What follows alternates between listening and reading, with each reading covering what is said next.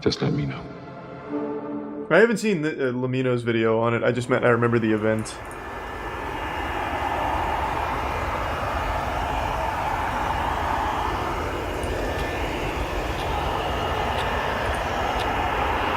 Did they solve it? No. At least they give some bill. No. Yeah, I mean, I'll double check, but I'm pretty sure it's still unsolved. They just have a working theory.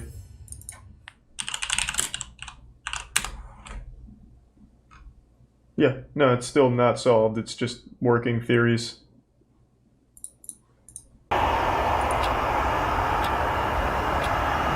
Let's do some Punk Chick in the 5 gift sub Sweat. Thank you, man. Delivery manager. Appreciate it. Thank you, Sweat. Thank you for the long time of watching, Handyman. Malaysian 370, standby. At Kuala Lumpur International Airport, a Boeing 777 is preparing for departure. Malaysian 370, request level. 370, we are ready, requesting flight level 350 to Beijing. The Malaysian unidentifiable. Airlines Oh yeah, I forgot. Flight 370 is a daily passenger flight between Kuala Lumpur, Malaysia and Beijing, China. 370, 32 right of takeoff. Nice.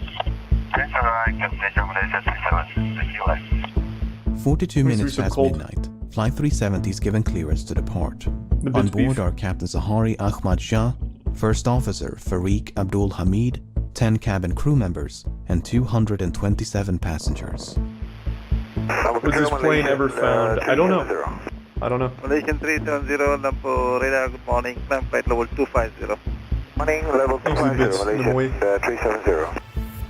Malaysian 370, climb flight level 350.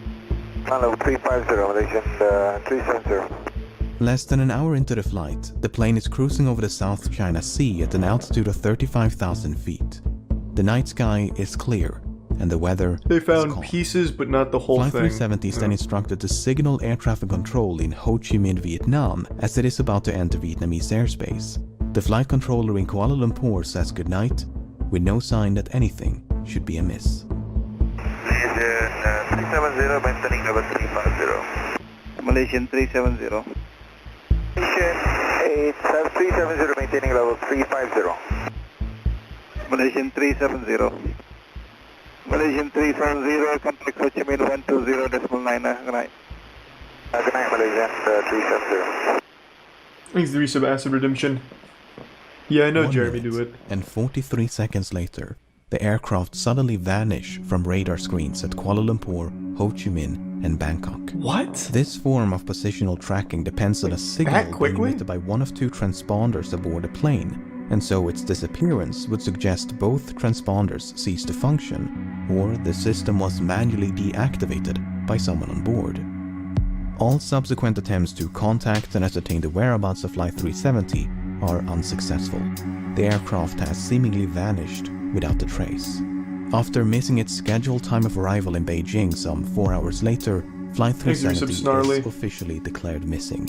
And in the wake of that announcement, the most expensive search effort in aviation history is about to commence. And then I remember like a year after this, Malaysian Airlines also had another plane go missing or another accident, I don't recall.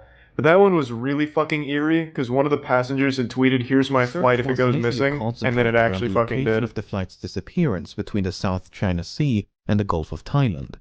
The search area was soon expanded, however, after the Malaysian military disclosed additional information. Unlike the radar system employed by air traffic control, long-range military radar does not Had to rely meet on the transponders Gronkowskis. but use reflectance to track the position Just done of work with them targets. A through the review of the company and data then became collected by the friends. Malaysian military revealed that moments after contact with Flight 370 was lost, the aircraft had deviated from its scheduled flight path with a subtle turn to the right, Yeah, you just haven't followed found by it a scary. long turn to the left.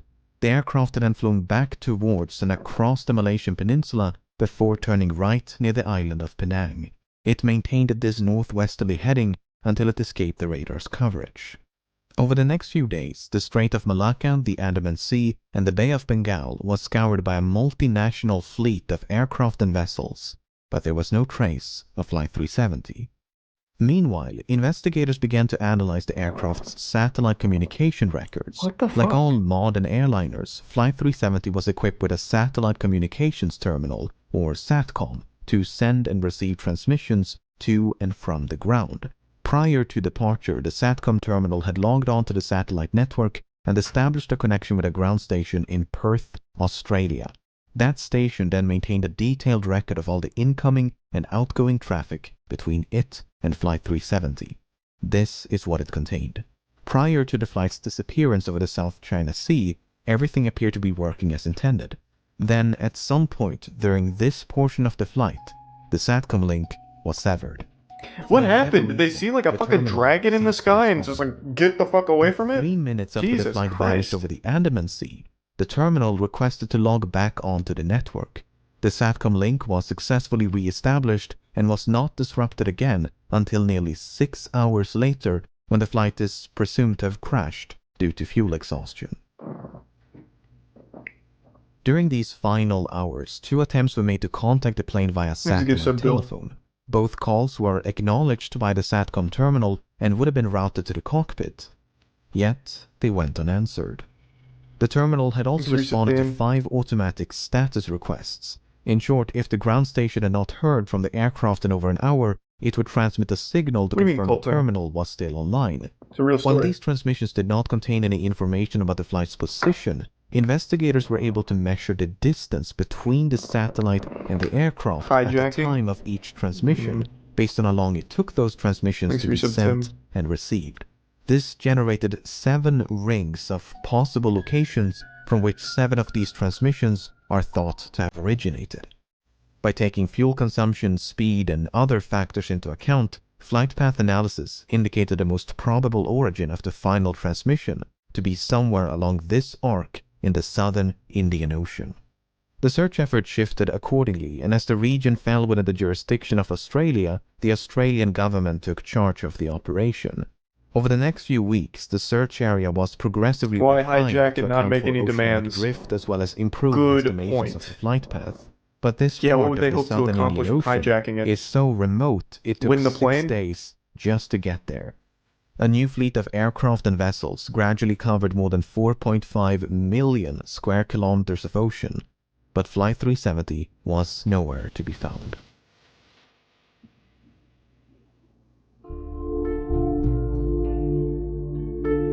If the impact with the ocean had been sufficiently forceful, it was possible the resulting sound had been recorded by underwater listening devices known as hydrophones.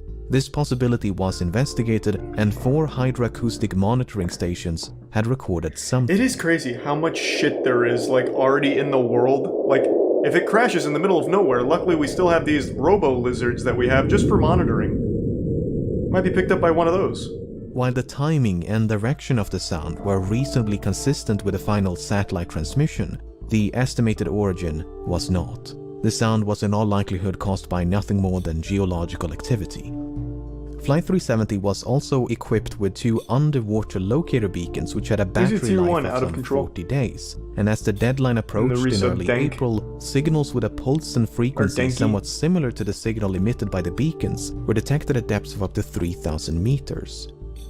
An autonomous submersible then spent weeks scanning the seafloor where the signals had been detected, but no wreckage was ever found. And nothing would be found until more than 16 months later, when a discovery was made on the opposite side of the Indian Ocean. On the 29th of July 2015, a group of people were cleaning up a beach in Reunion, a small island to the east of Madagascar, when they stumbled upon this 2-meter-long metallic object covered in barnacles. Aviation experts quickly identified the object as a section of an aircraft. I guess I've never seen a barnacle. Looks like it's fucking growing almonds. Or like little sunflower seeds, pumpkin seeds or something. Damn, barnacles are fucking weird. Covered in barnacles. Aviation experts quickly identified the object as a section of an aircraft wing known as a flaperon. Upon closer inspection, internal markings including dates and serial numbers conclusively ascertained the flaperon belonged to Flight 370. Even though Reunion Island is some 4,000 kilometers west of the search area, and more than a year had gone by since the flight disappeared, the location was consistent with simulations of debris dispersal patterns. There was now tangible evidence that Flight 370 had crashed somewhere in the Indian Ocean. The discovery of the flapper arm prompted numerous searches along beaches and shorelines of southeastern Africa, and at least 31 additional items of interest have since been recovered and examined. Some of these items include a section of the outboard flap from the right wing, a piece of cowling from one of the two engines, a partial door from the nose landing gear, a section of the vertical stabilizer. I fucking hate airplanes, man. From one of the embedded headrests. This is why I don't fly. This shit is terrifying. 18 of these items were identified as either likely, highly likely, or almost certain to have originated from Flight 370, whereas only 3 could be confirmed. The remaining 11 could not be identified. There were no traces of an explosion found on any of the debris tested, nor was there any evidence of a fire except for 3 small burn marks on one of the unidentifiable items. The search for debris was further aided by Earth observation satellites. Analyses of satellite imagery from March of 2014 uncovered a number of images which appear to feature man-made objects floating on or just below the surface in the southern Indian Ocean. However, the images were not nearly sharp enough to resolve any identifiable markings, and multiple searches notwithstanding, this debris was never recovered. A satellite image taken mere hours after the final transmission also captured what appeared to be a contrail some distance away from the search area. A later analysis, however, concluded it was most likely a shadow from a somewhat linear cloud formation.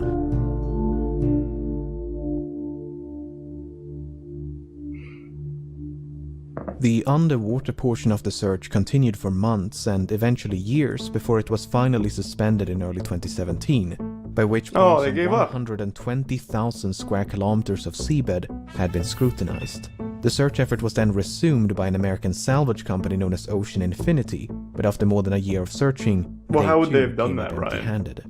Unless the final resting place of Flight 370 can be located, it may be impossible to determine exactly why it crashed. Nevertheless, there have been no shortage of theories.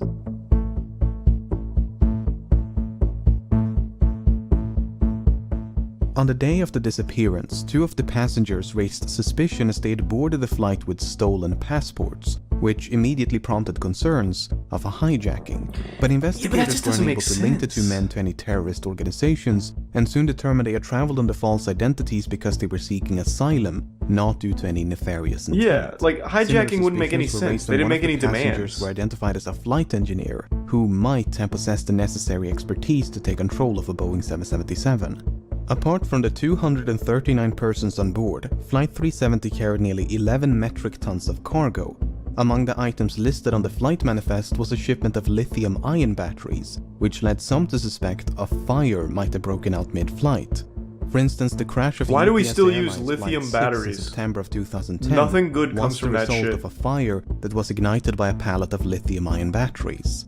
Another potential source of ignition would be an electrical malfunction. The crash of Swiss Air Flight 111 in September of 1998 is thought to have been caused by a fire within the electrical wiring above My the phone cockpit. doesn't use lithium-ion batteries, and ion disabled batteries. multiple It's an avionic iPhone. systems, including the It uses transponders children's and tears to SATCOM. power it.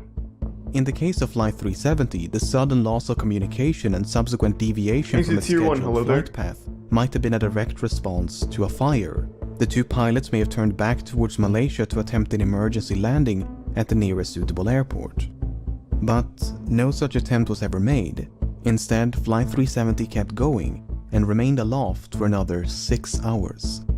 Some have theorized the crew might have been incapacitated by a sudden or gradual loss of cabin pressure. For instance, when Helios Airways Flight 522 failed to pressurize in August of 2005, the pilots quickly fell unconscious. Yet the aircraft continued to fly on autopilot for more than 2 hours until it ran out of fuel. Airline pilots are of course trained for such an event. Wait, what in the event of cabin fuck? depressurization, fell unconscious. Wait, did it crash or did it land itself? What the fuck? We have the capability for the plane to just completely fly itself on the pattern? I thought you still needed the pilot present to guide it. I thought it was just kind of like activating cruise control in your car. Hold on a second. Did it crash or did it like just have a successful landing all autonomously?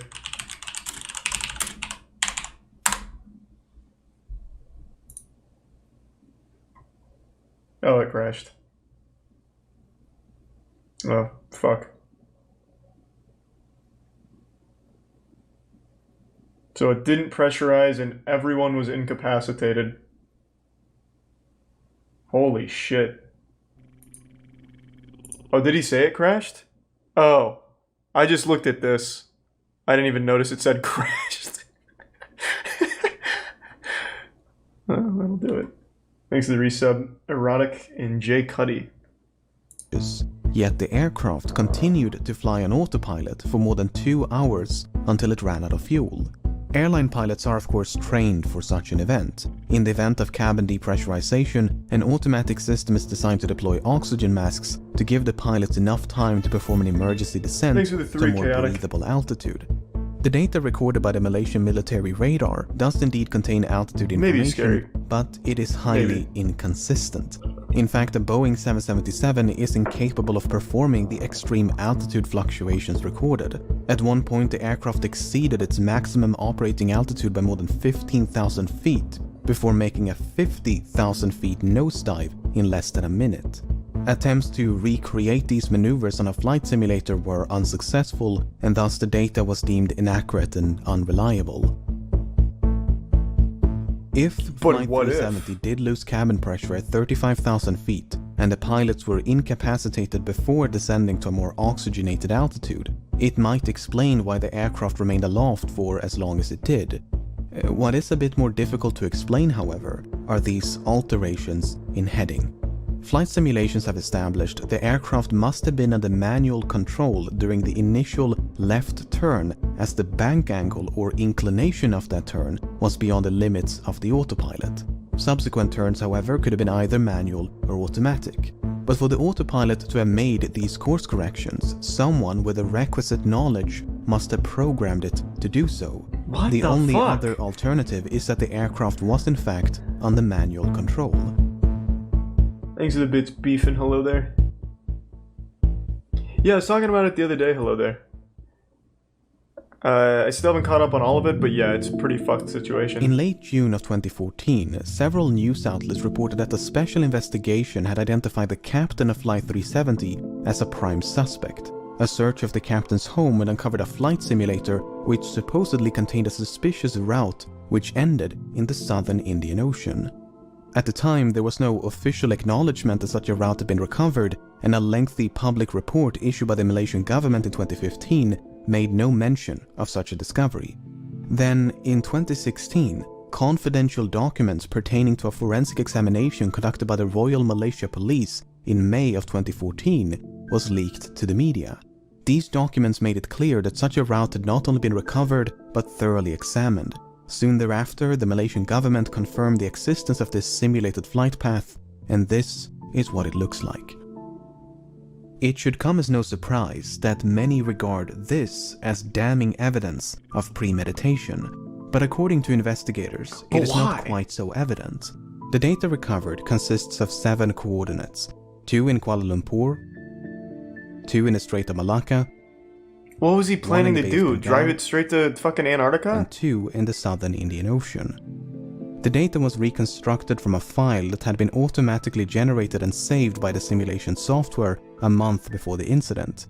However, it's not clear whether the coordinates originate from the same flight session. In other words, it might not be correct to simply trace a continuous line between these 7 coordinates, as they could be from separate sessions. The forensic examination by the Royal Malaysia Police simply concluded no activity captured conclusively indicate any kind of premeditated act pertaining to the incident of MH370. Even so, the similarities between the simulated route and the presumed route of Flight 370 directly influenced the search operation. Australian investigators considered the possibility of someone deliberately extending the range of the flight by gliding the aircraft off the fuel exhaustion. If so, the plane could have traveled an additional 200 kilometers. Alternatively, the range could have been reduced by a controlled ditching prior to fuel exhaustion. While ultimately deemed unlikely, these 2 scenarios did affect the search effort. If the captain steered Flight 370 off course with the intention of crashing in a remote part of the southern Indian Ocean, his motive is an even greater mystery. Sahari Ahmad Shah was 53 and married with 3 children. He had more than 18,000 hours of flight experience and a spotless track record. Investigators found no evidence of financial issues, and his monthly expenses before the disappearance indicated nothing unusual. He had no history of mental illness, nor had he displayed any recent changes in lifestyle or behavior. He was raised on the island of Penang, which has led some to speculate the flight's second turn to the southwest of Penang was the captain getting a final view of his hometown. Some believe a hijacking could have been politically motivated, as Zaharie was an avid supporter of a democratic opposition leader who was sentenced to 5 years in prison mere hours before Flight 370 took off.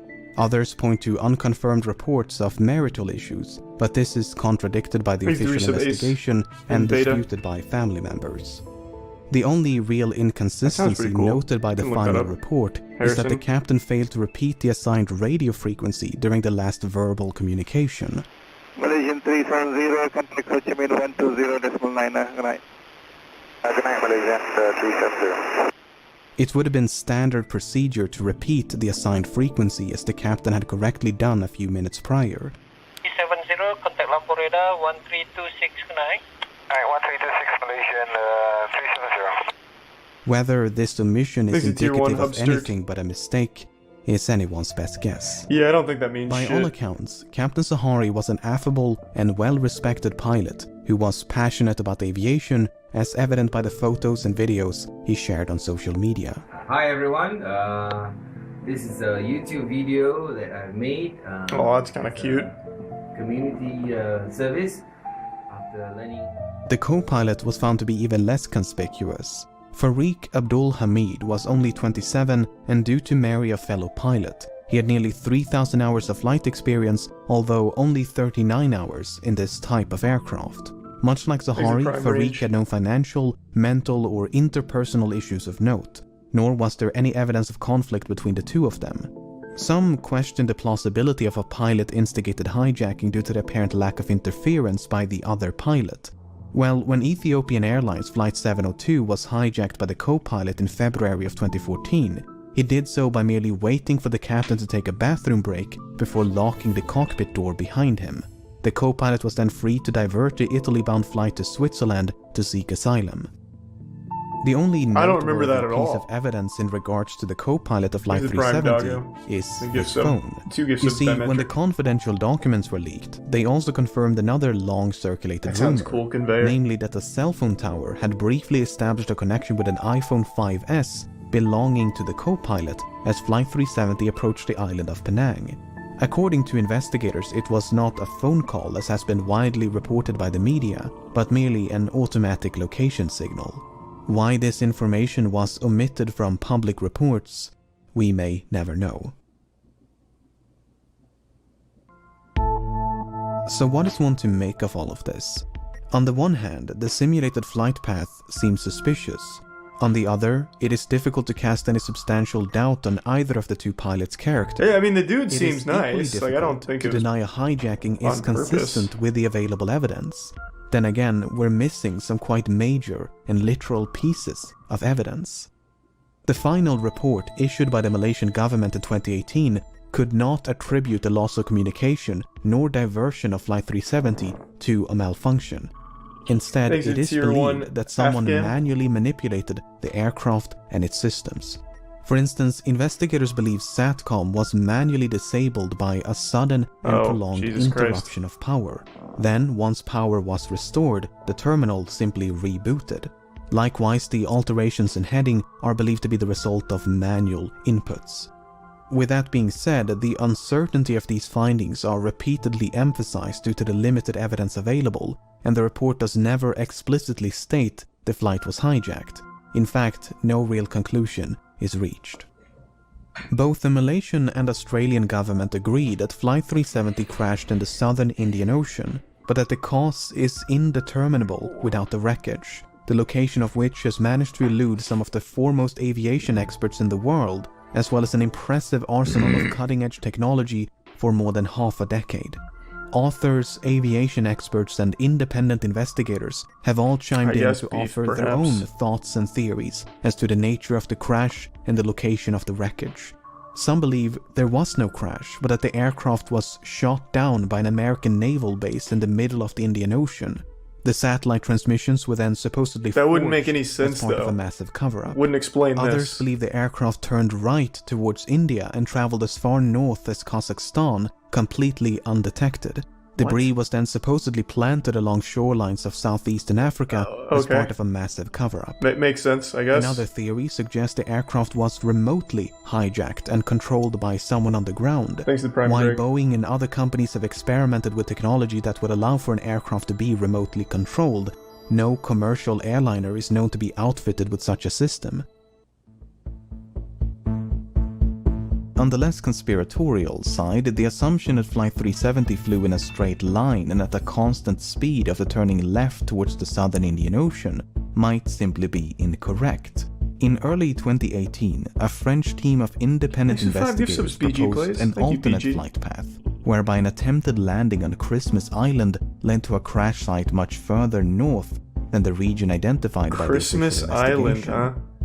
While a surface search of this area was conducted about a week after the disappearance, What are the odds? the underwater phase never reached this far north. Thanks to the resub, Jimmy. As of the making of this video, the search operation I have has no been idea when suspended, but there have been talks of potentially resuming the search. For now, it seems, the vanishing of Flight 370 will remain a mystery. I had no idea it was that deep. From what I remember, I thought it was just pretty well understood that it crashed. And I thought it was just like a straight line and then something happened, they didn't know what. I had no idea there was this whole like turn, all this shit. I had no clue. That is so fucking weird. So the first turn had to be manual. They had to manually turn off the systems like shit. Why do people keep saying shot down? That wouldn't make any sense. That doesn't explain this at all. And also why the systems would be turned off.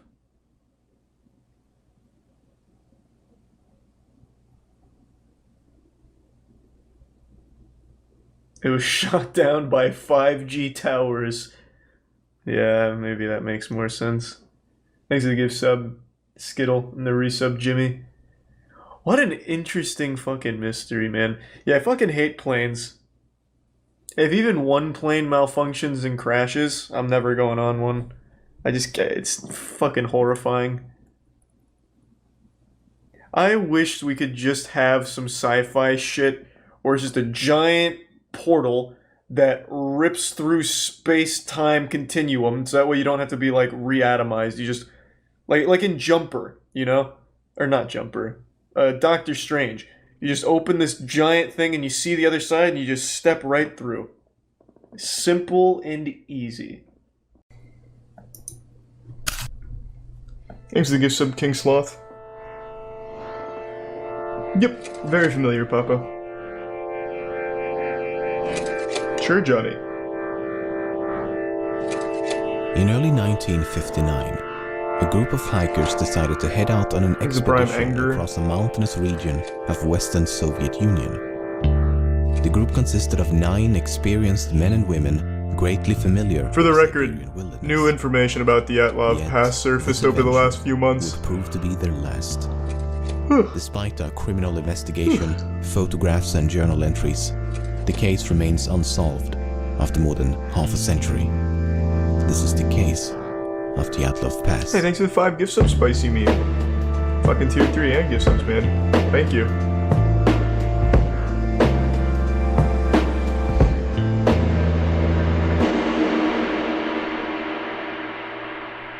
Thanks for the gift sub, Licked. In the early morning of January the 23rd, 1959, a ski and hiking team of 10 boarded a train headed for the Ural Mountains in the middle of the Soviet Union.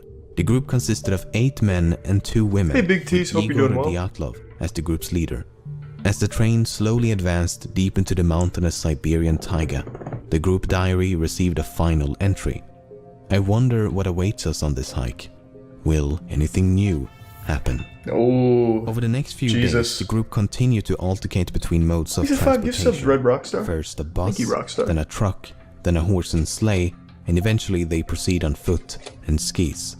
On January the 28th, one of the hikers named Yuri Yudin had begun to feel quite ill and eventually decided to head back, while the remaining group of 9 continued as planned. These photos were taken just before they parted ways, and it would be the last time he saw his friends alive.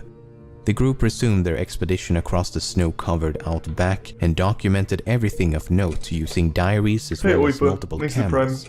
Recovered photos and journal entries suggest that the trek progressed as one would expect, with no unforeseen complications. Just lots of snow, bitter cold, and an increasingly arduous landscape. On February the 1st, they reached the foot of a mountain known to the indigenous Mansi population as Dead Mountain. They spend the better part of the day progressing up the slope and eventually decide to set up camp only a few hundred meters from the peak. Thanks for 5 gift subs. Extinct. These are some of the last photos recovered from the cameras, and the last sentence of the final entry reads, "It is difficult to imagine such a comfort on the ridge, with shrill, howling wind hundreds of kilometers away from human settlements."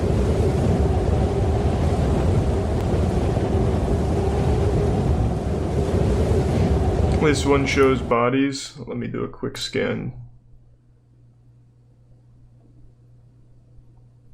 I mean, I'm sure... Oh, yeah. There's a whole section called The Bodies. When we get to that chapter, I'll just go ahead and play it safe. I won't show that chapter. I'll just let you hear the audio. A few weeks later, friends and relatives begin to worry. No one has heard from Igor or any of the other members of the group. After much debate, a team of volunteers eventually head out to find them. On February the 26th, the search party is finally able to locate the camp on the slope. It's obvious to the first at the scene that something has gone horribly wrong. The tent is in scrambles, covered by a thin coat of snow. The hikers' belongings and equipment was found orderly placed inside the tent, but the tent itself had been slashed open with a knife from the inside. Whoa. The next day, 9 pairs of footprints lead the search volunteers down the slope towards the nearby woods. Given that the footprints left rather mild indentations in the snow, would suggest that they descended the slope in a rather calm and orderly fashion, as opposed to running away in panic. The footprints could be tracked for about half a kilometer from the tent until the trail was completely covered by snow. So they continued in the direction of the trail and under a large cedar tree at the edge of the forest, next to the remains of an improvised campfire. They found the frozen bodies. Alright, let's just not take any chances. Of Yuri Doroshenko and Yuri Krivonoshenko. It would take over 2 months for the bodies of all 9 hikers to be recovered. The first 2 were found severely underdressed. No jackets, no pants, no gloves, hats, boots or anything else one might expect given the frigid climate. Only light shirts, underpants and socks. At the time of their death it would have been around 30 degrees below zero. The cedar tree had signs of damage as if someone had climbed it, with branches broken up to 5 meters high. Perhaps they were attempting to locate a tent in the pitch black I know darkness, XQC watch that. That's like one of the first things that comes up when you type in Dyatlov. Or something. The next 3 hikers were found at varying distances between the tent and the tree, covered by a few centimeters of snow. They were better dressed than the previous 2, but not by much, as they still lacked essential items such as boots, hats, and gloves. They were all found facing the direction of the tent as if they were struggling to return at the moment I'm not taking of a chance. While some of them had sustained minor injuries, all 5 had died of hypothermia. It should also be noted that 4 of them had died while intoxicated.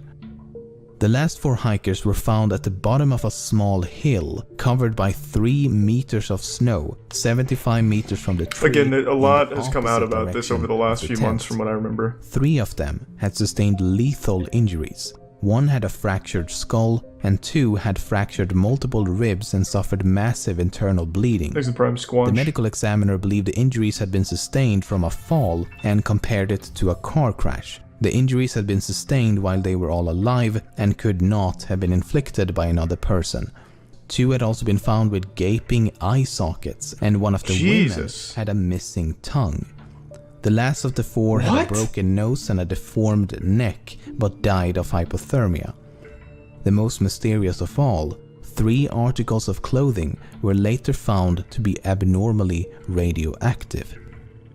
On May the 28th, the criminal case was discontinued with a cryptic and incredibly vague conclusion. Okay, I think that's the lead investigator writes in the final report, "The cause of death was an unknown compelling force which the hikers were unable..." Check before I let it ride uninterrupted.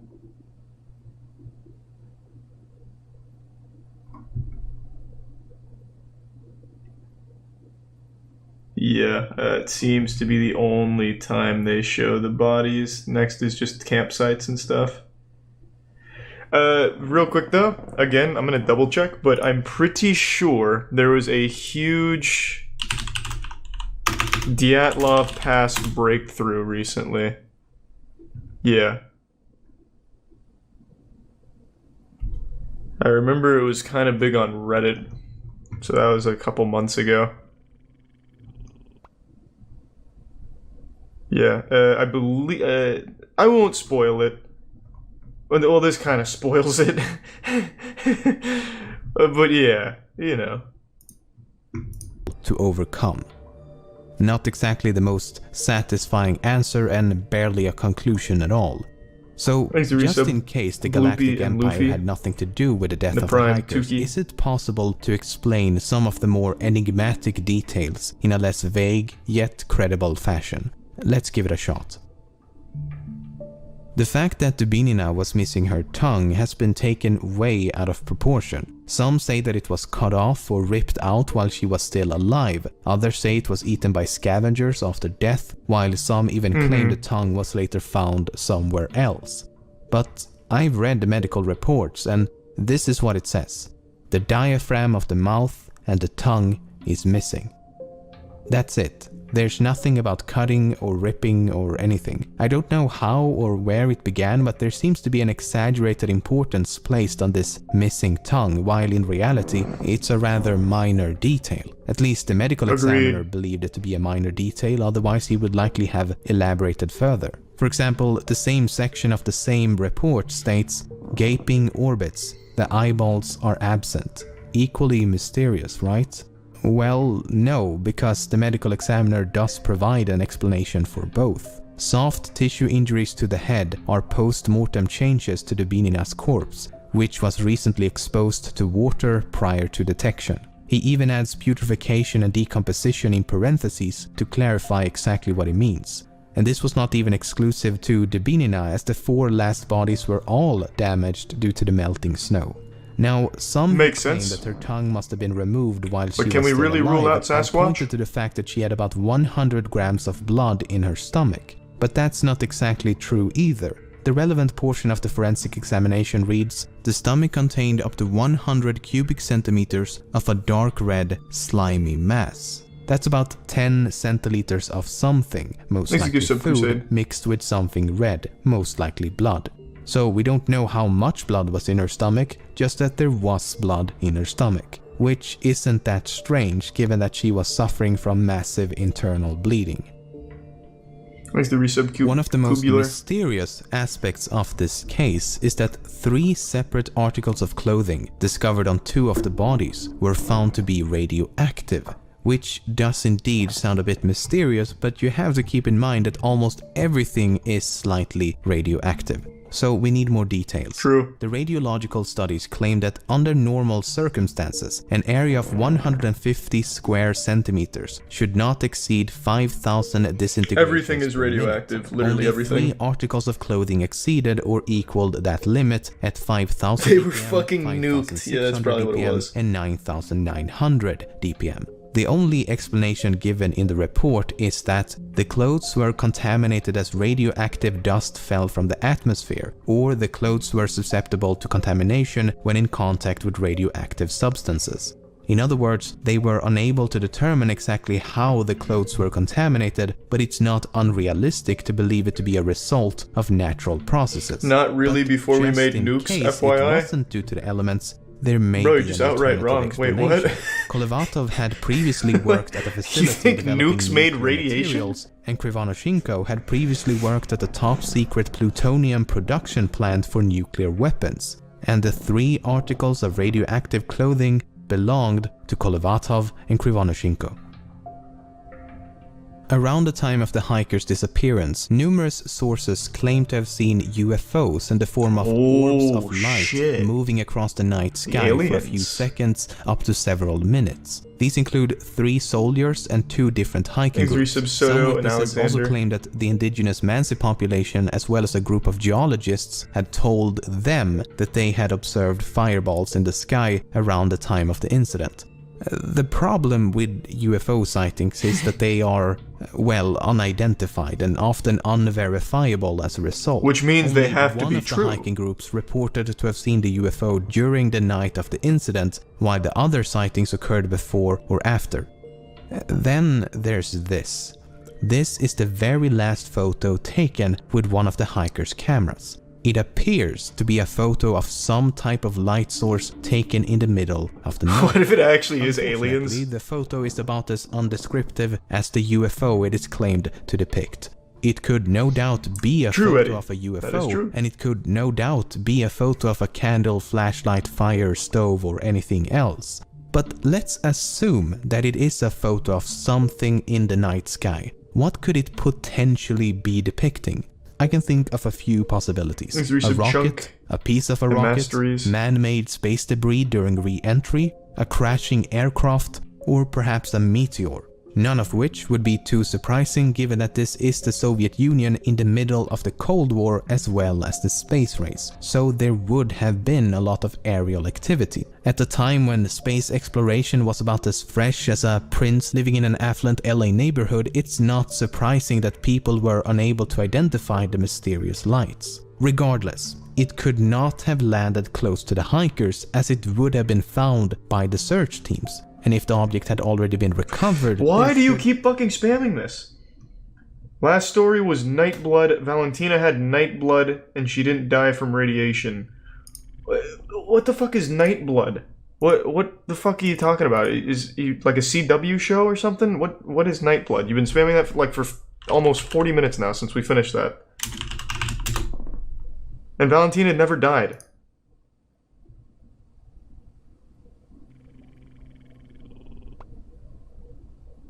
It's actually fanfic. You have been spamming about fanfic. Is this your fanfic?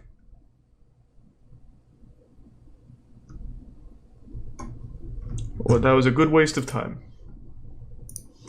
Could have been evidence in the form of a crash site, footprints, and other activity on the ground. So, given the fact that there is no obvious connection between the UFO and the hiker's disappearance, I put this in the spooky red herring box.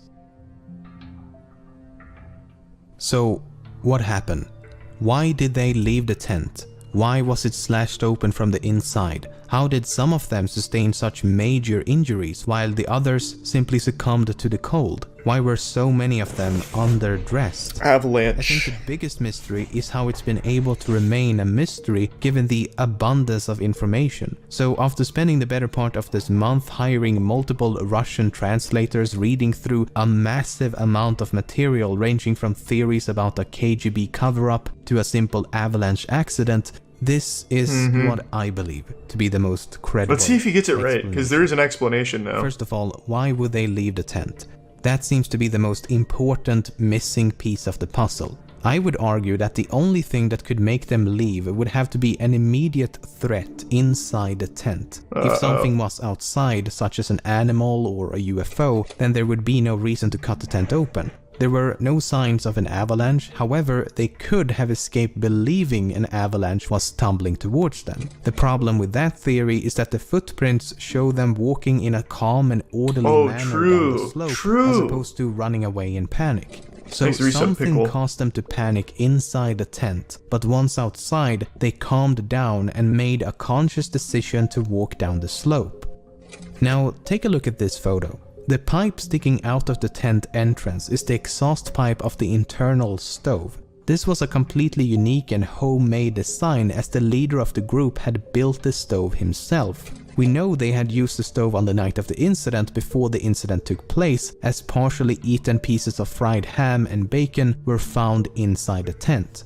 I think that after disassembling the stove and removing the exhaust pipe, the embers inside the stove were accidentally reignited. As the exhaust pipe had been removed, the smoke would have filled the tent in seconds. As they attempted to get control of the flame, they cut a few holes at the top of the tent to vent the smoke. Damn, this guy's When a that didn't genius. work and it became increasingly difficult to breathe, the side of the tent was slashed open and they all escaped in a state of panic.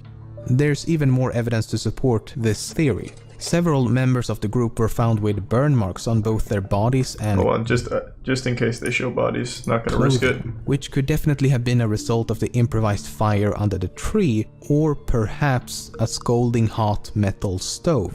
Some of them were also found with blood around their mouth, and coughing up blood could be a symptom of smoke inhalation. Then there's this photo, taken the day before the incident. The jacket has obviously been burned, but the question is how? It's possible that sparks from the stove had accidentally set the jacket aflame. Okay, so they make it outside and quickly realize what a terrible situation Thanks to they're give in. some Shane and the big Sub-zero 2-2 Kid temperatures, Freud. no shelter, underdressed, in the middle of a snowstorm, in the middle of the night, in the middle of nowhere. At Happy this 21st point, I think birthday, one take or a more hint. of them made a decision to Happy head for birthday. the nearest shelter, which they would have known to be the woods. The reasoning behind this decision is likely multifaceted. The smoke from the tent could have made it impossible to stay within its proximity, and/or the smoke may have caused them to believe that the tent was on fire. Some of them were intoxicated, which could have affected their judgment as well as their sensibility to the cold. And they may also have believed to be closer to the woods than they actually were. So they finally reached the woods and immediately set out to make a fire. Some climbed a tree and scavenged the surrounding area, while those who are more properly dressed head a bit deeper into the woods. Thanks, Richard About Patty Mail. 75 meters from the tree, 4 of them trigger a minor avalanche, taking them over the edge of a ravine with a drop of about 3 meters. As the bottom is filled Just with in case. rocks and ice, they sustain lethal injuries. 3 of the other 5 hikers decide to head back for the tent, while the remaining 2 slowly freeze to death around a fading flame.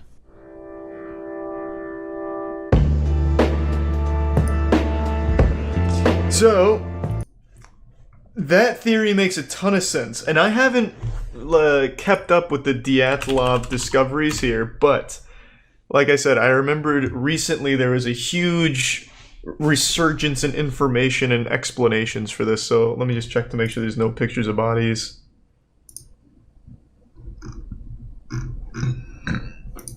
I just ripped some good ass in case you heard that. Okay, this looks good. So this comes from Smithsonian Mag. Thanks to the resub raw. Can't say I've done that before, dried pickle. Thanks to the resub bravo. Alright, let's see.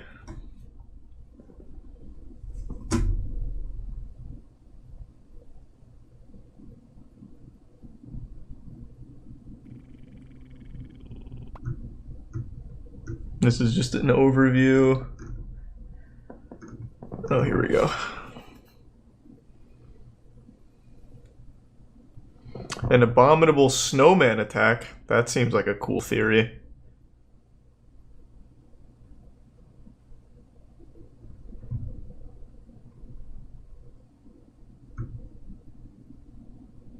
We do not claim to have solved the Dyatlov Pass mystery, as no one survived to tell the story. That's just what a man who solved the mystery would say, being very coy. But we show the plausibility of the avalanche hypothesis.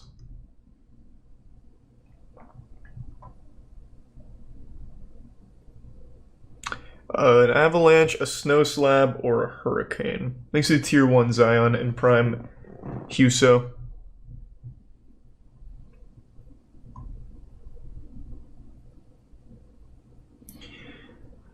Official findings suggested a torrent of snow slabs or blocky chunks surprised the sleeping victims and pushed them to seek shelter at a nearby ridge. Unable to see more than 50 feet ahead, the hikers froze to death as they attempted to make their way back to their tent.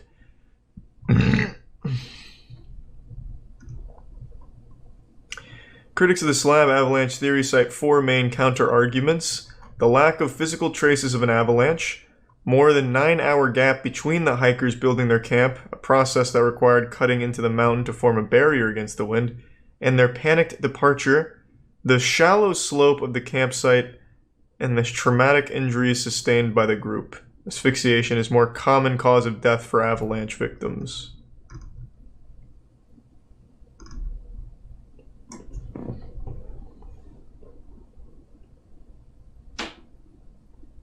Okay.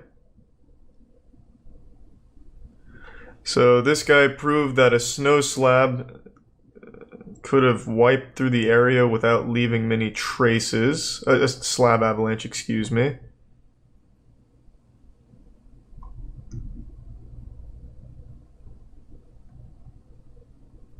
Alright.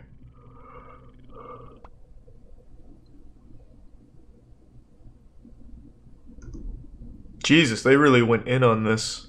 Got a whole little fucking graph. Well, not graph, a whole little picture.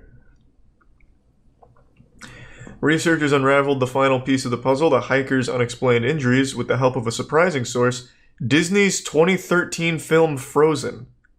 I'm starting to doubt how accurate this conclusion may be.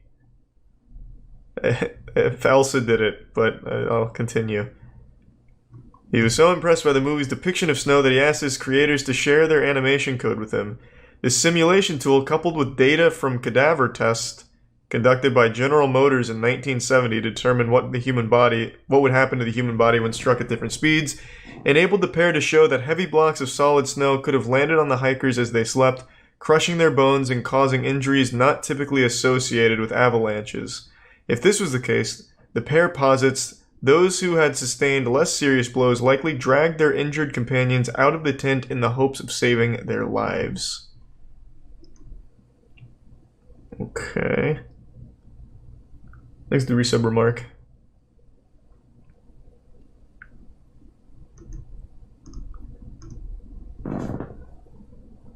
The slabs of snow would have had to be incredibly stiff and moving at a significant speed to inflict such violent injuries. He adds that the research doesn't explain why these people, after being hit by an avalanche, ran off without their clothes into the snow. True. If you're in that type of harsh environment, it's suicide to leave shelter without your clothes on. True. For people to do that, they must have been terrified by something, and I assume one of the most likely things is one of them went crazy for some reason. Can't understand why else they would have behaved in that way unless they were trying to flee from someone who's been tracking them.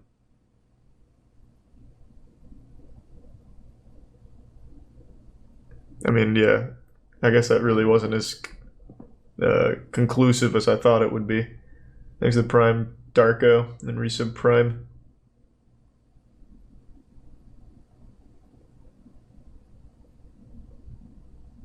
Oh, DB Cooper. Yes, I didn't even think of that. Maybe it was DB Cooper. Don't know if I've seen that one yet either, to be honest, LEMMiNO's theory actually sounds more plausible. This, I'm doubting that one now.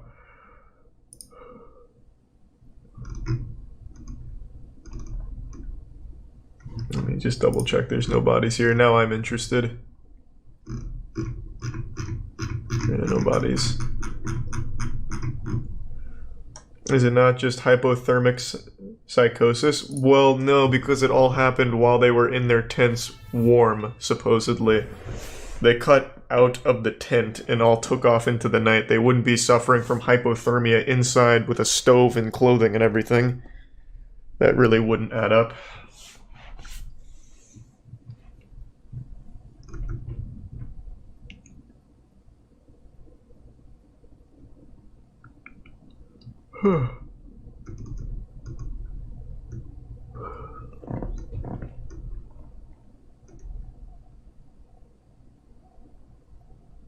Oh no, this one also talks about slab avalanche. And it also cites Frozen. Yeah, I don't know. Who knows? That is very interesting. Very interesting indeed. Deadliest computer virus by Disrupt. The world's deadliest computer virus.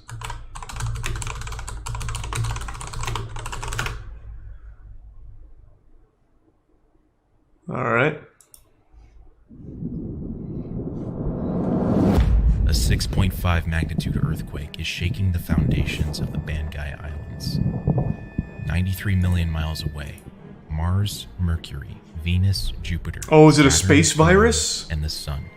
All conjoined Aliens hacked our hentai folders? event. Back at the equator, it's early morning.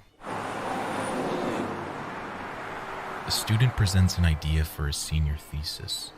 He says the internet has become too costly for the average person. Damn, this is really well made. Holy Solution. shit.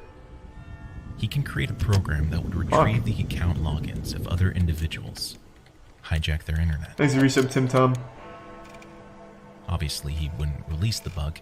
He just wants to show he can do it before graduation. The dean's response?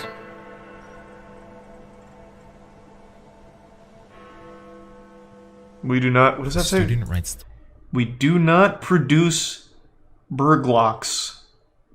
What is that, like a Magic the Gathering card? What the fuck is a burglock? We do not burger? No, it's not a burger. What the fuck is this? Burglars! Oh, this is a K. Oh, I thought this was a K. Burglars. He just, he forgot this part, so it looks like a K. Okay. the last line of code. He originally developed it to be geolocked to Manila, a safety net. But last minute, out of sheer curiosity, Thanks to the resub, Yan Ray. he removes the geographic restriction. Shrouded in the universal message of peace, the file looks to be from a secret admirer. Oh, this is like the...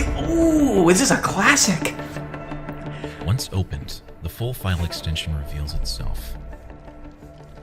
Hey, thank you, This is Tip. a visual Thanks for resub, basics Come Dragon. It uses an exploit in early computer systems that allowed it to run system code simply by being opened. The top two files are sent to the Windows system folder, where they wait. The This- bottom one is sent to The the Windows directory, production on this is off the where it fucking creates its charts. own key in the local machine registry. This causes other programs to run as soon as the system boots, before the user even has a chance to log in. From there, it opens Internet Explorer and randomly picks from a series of 4 web pages. Once landed, it downloads winbugsfix.exe. Then, it adds another registry key at the starting line. Okay. It gathers the system What does it log, all mean? password, IP address, Oh. and remote access information, packages it up neatly, and sends it to mailme at super.net.ph. After the details are set, I love that he has like his own word little searches fucking for video files game world containing here to extensions enter. like .js or It's like Code Miko shit. .css. It overwrites them Thank you. with the file extension. It does the same for JPEGs and MP3s, rendering them completely unretrievable. World's deadliest computer virus. Once the damage is done, the worm enters Outlook, scans for emails, then sends itself using the originator's email Thanks to address. Tier 1 Seagull and resub Rimbuck. Destruction is now spreading through a message of peace and love. You are watching Disrupt TV. This is movie quality shit here. From Philippines to Hong Kong, the virus has infected several large corporations and banks, not only deleting important files within the companies, Gonna look but later. grabbing the email listings of all individuals in contact. From there, it jumps to Europe, where it wreaks particular damage to the email servers within the House of Commons. They're forced to shut down, same with the Denmark Parliament. With classified documents in danger of being wiped out. Who the fuck US opened Air I Force love has you deployed emails systems at the Parliament ASAP. building? Works by Nobody's utilizing getting an the I love you 44 message there. sensors that the Air Force had previously placed across bases throughout the country. It then creates a sort of window for centralized command to What view is this? Thanks to Tier 1 Nathan. emails. Computer virus. The email matches Yeah, the but description. Command sends a not understanding TCP the video. reset to that desktop. It's It's giving... Just Stop explaining receiving the emails virus? for Yeah, and what... It's a like a history time to lesson. terminate the email. Ugh. The private That's sector boring. is not so lucky. Oh, Most well, I companies are highly using disagree. Outlook, including AT&T and Ford. They are forced to take their email servers offline. Thanks to Tier 1 your friend The Tio virus and has the now Prime affected Nardo. nearly 55 million computers. Along with the emails, a second spreader has been identified. Within the original files, one is named mirc.ini. Oh, I thought it was gonna be a dude's name. It was just a picture of my dad. He was spreading it back in 2000. Contacts that the victim may share on a server. Instead of a love letter, though, it sends this message. Thinking it's a legit file, tech-savvy users of IRC would recognize the name, the author of MIRC. It's only after running the script. Thanks to give sub your friend in the resub Kartik. To do with it. Security analysts are scanning the virus, looking for clues as to the origin. They find that a component within closely resembles a password cracker named that was discovered 4 months earlier. They find within it signed names and resumes, an entry that says, in the resume portion is an extended list of like the Joker with a calling card. Along with a group title. Good man. This traces back to an after-school club at a computer college in the Philippines. An apartment is raided. Inside is a man, a woman, and an empty desk with a dusty outline of a Gateway Performance 1500. I know. The man, now identified as Romo Ramones, is the boyfriend of Irene de Guzman. Oh, is this something that actually who is happened? the older sister of a student from the college. No, I thought it was just explaining what could have happened if just so happens this to happened. be on the list. What? I didn't know that they actually had a virus go through. When was this? 2000. Oh, well, that's why. Exit tier 1 Pinkerton, the Prime Kawarda. Resub Jake. You're going to find that it's a lot lighter than usual as you drive eastbound from the... That was Love Shack by the B-52s. You're listening to 102.7 KISS FM. Folks, it's a sunny 75.5 degrees in Los Angeles. It's fucking 3. Why would I know about this? It's Win a Porsche Friday. You know the rules. Yeah, I mean, I don't remember it super well either, but I don't know why it'd be a fake history lesson. I didn't realize that it was a history lesson. I mean, he's just explaining what happens if a virus goes through and all this stuff happens. I didn't know it was something that really happened that way. That it was just going through like this could happen if this... I get Very ya. recognizable as our current day web. This is before .coms and .orgs. Hey, he said like a history lesson. Doesn't make me think it actually happened and it's an actual history lesson. A telephone number for ARPANET was the first wide area network that allowed different connections to send information to each other. Also known I wonder if they're gonna bring up my old website here for evidence. I remember I had a Pixo. His home modem. Sure enough, Maybe that's the key. He's gained access to the University of California, Berkeley. Diving further, he discovers there's potential government documents hidden behind a password. He tries guessing. He tries UCB. Over the next Good few weeks, guess. Dante continues logging in. For him, it's less about obtaining sensitive information or leaking it, more about gaining power, snooping around, seeing how far he can cross the line. On one of his deep dives, he makes a fatal error. He forgets to mask his login name.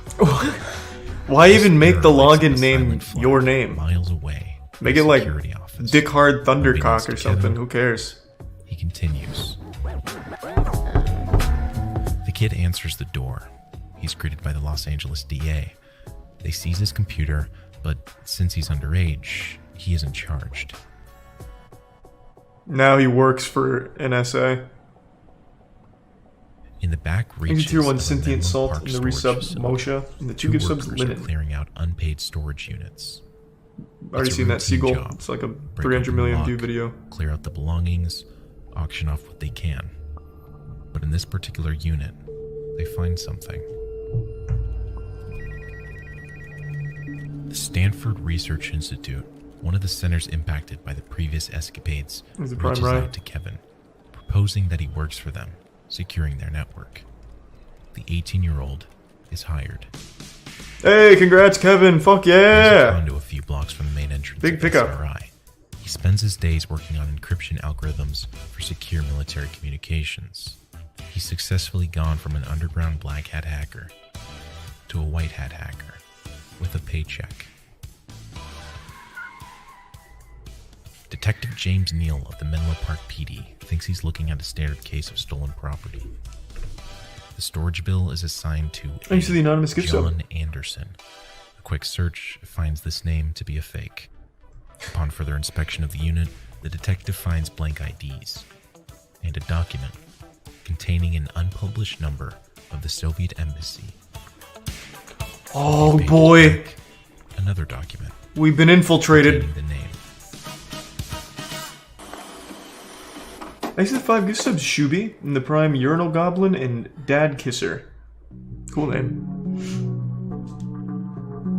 The National Bureau of Investigation issues a mandatory court appearance for 2 students, Onel de Guzman, who originally proposed the thesis, and Michael Buen, who is suspected to have helped write the structure of the worm. This is his trial date still pending 21 years later.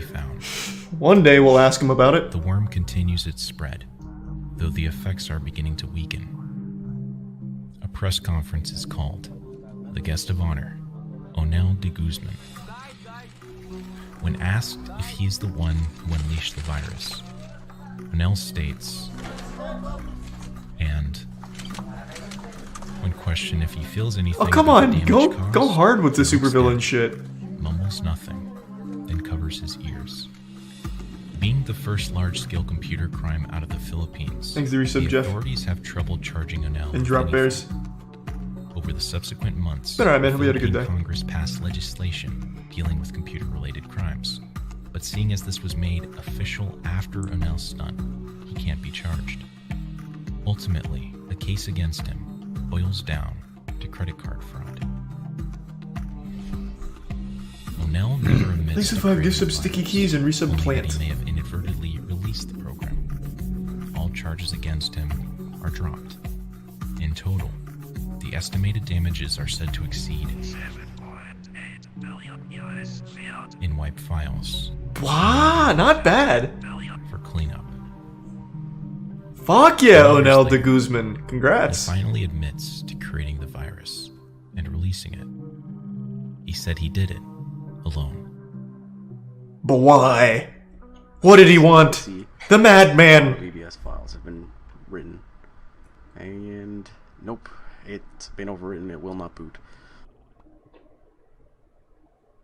Exit Prime, Narfles, Right and now, resub. a cybersecurity specialist Lyricity is deep in an organization's Yeah, we'll do infrastructure. Darkman in a bit. He's well equipped to face any situation that may arise, but he started at the fundamentals. Is offering computer science courses at a fraction of the cost of traditional university rates. Wait, this is absolutely an ad. To become a network engineer, cybersecurity Yeah, oh, it was still so well produced, I thought it was part of the hack. Shit, they almost had me.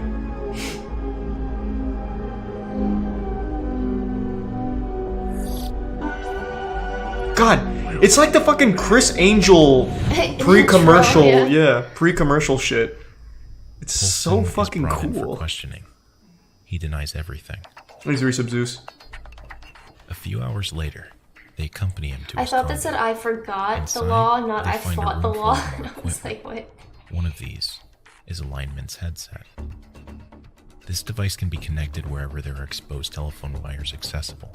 When connected to a line, the handset is essentially indistinguishable from regular telephones, except it can intercept active calls, answer incoming calls, and make outgoing Imagine calls. having to straighten all those wires Back then, you need Yeah. a license to operate it, something Kevin is lacking. They confiscate some of the equipment and start their investigation. Is that Kevin, that son of a bitch? Documents and equipment. They Going in there to find flip over a fax series of machine? Pictures. A young, slender male crouching down and picking the lock Slender of Man. a Pacific Bell trailer. Further pictures show Whoa! the same subject inside the telephone trailer, posing with it. We got him! Thanks to the resub Shabay. The past 4 years, Poulsen has been finding a particular thrill in dumpster diving. Okay. This will be your last chance to get the... Who doesn't love a good Using dumpster, huh? those to gain access to physical networks. Have you ever FBI dumpster dived? agents Nope. silently surround I just Kevin's like home garbage with trucks. colleagues. Then, Like a real the man. leader's phone rings. Catch me if you can. The agents immediately trace the call, only to be led straight to a Pacific Bell number. Instead of jumping town and heading out of country, Kevin decides to Thanks for stay 5 close resubs, to Chance. And the resub home, dyes his Nocturne. hair a different color, Thank you, Chance. picks up a new identity. To get some quick cash, he utilizes his phone line skills in an all-too-easy scheme. We're sorry. All of our representatives are still assisting other customers. It's a sunny 75.5 degrees in Los Angeles, and today isn't just any... Dark Souls win? Soon. We'll hit more Dark Souls soon. It's Win a Porsche Friday. You know the rules. Exit tier 1 monolithic. I want a bit. Yeah, sleep well. Let's roll. Kevin flips a switch, blocks every other caller from reaching the line. Now, any line that is picked up would redirect to him, You don't have to be up for anything. including the 102nd. Not early. Congratulations, you've won a brand new Porsche. Who's the lucky winner? Wow, I can't believe it. This Exit tier 1 Gantz. Michael B. Peters. One can only speculate about what motivated Kevin Poulsen. Oh god! Before he fled It's agree that he's non-pedophile hunter Chris young Hansen. man, possibly a genius. But now he is a wanted man, facing up to 37 years in prison. A TV show has just aired an episode about Kevin's hacks. The show opens their phone lines to callers that may have tips about the subjects. On the premiere of this particular episode, the phone lines are jammed. Classic Kevin. During his time laying, He released an EMP LA device. Vice Squad, a division focused on public order crimes like narcotics and gambling, pick up Kevin on an undisclosed minor crime. Eventually, though, they release him, failing to check the federal warrant database. That was lucky. The feds have received a tip that Kevin is still living in LA. Thanks to gift sub against They Sticky. question some of his acquaintances. One says that he frequents. They go to the store, give the employees his picture, and wait. Just go to a different market. You can't be forming habits as a criminal. Is working the night shift. Gotta keep them on their toes. He spots a familiar face. Kevin has dyed his hair a light blonde, but it isn't enough. Hey Wheeler, thanks for the 5 gift subs, man. Dials the authorities, ensuring Kevin doesn't spot him. By the time they arrive, Kevin is gone. For the next 24 hours, the agent on duty, Terry, stakes out the parking lot. Thanks to the Kevin Prime, pulls see up. that? Terry takes a position at the front door.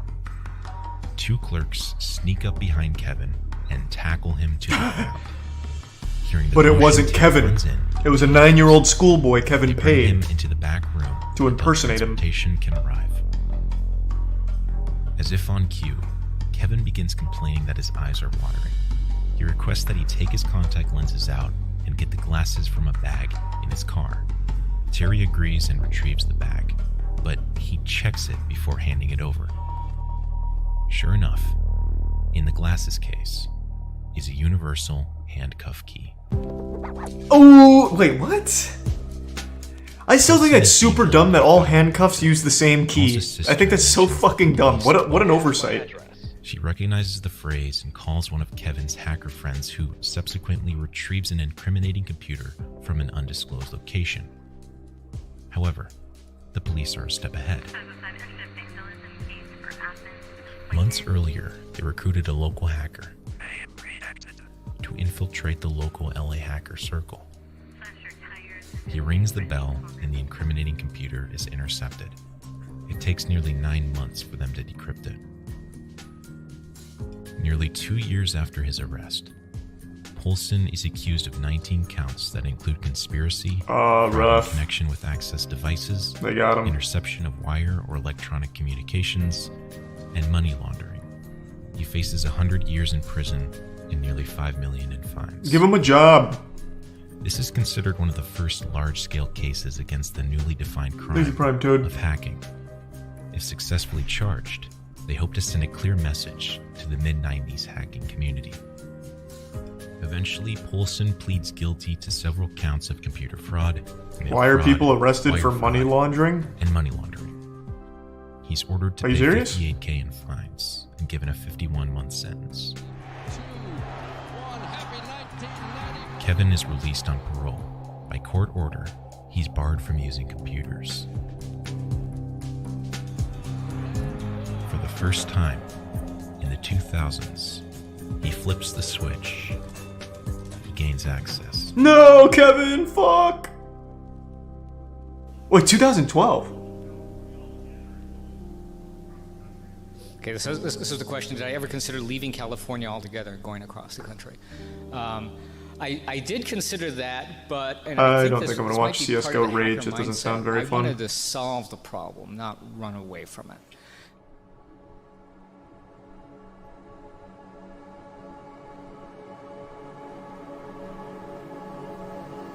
Oh, I thought he turned into Tony Hawk for a second. He gave up hacking and now he just skateboards. Hey, so I was just thinking about how everyone in the world has their own conscience, their own lives, everything. Everyone alive is living. So then I thought about how much computer processing power it would Pretty impressive!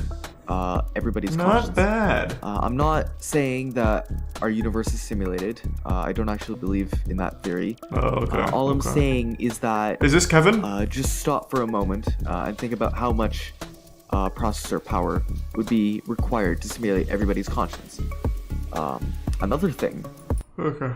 We don't need to get too deep into the weeds of simulated universe, I suppose. Marijuana robbery gone wrong, crashes car. Or is this that viral video where like the guy reaches into the car and then he like floors it? Actually, I think I know exactly what video this is. This is that one that got big on Reddit a while ago. Yep, this is the one. Yeah, and then this douchebag tries to like take off and it doesn't work. His friend hopped in the trunk, if I remember correctly.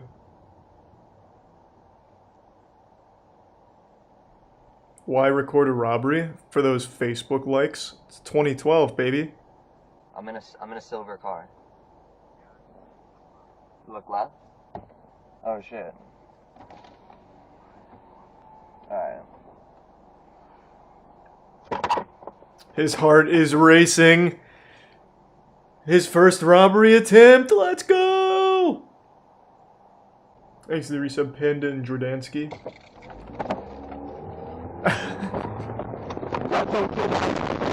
Yeah. Why you trying to rob me, Why? That'll do it.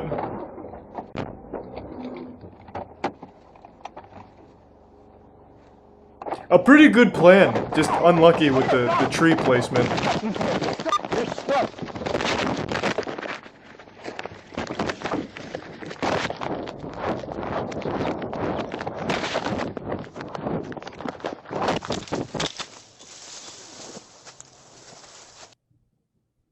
I don't know what the follow-up is. I've never found the follow-up.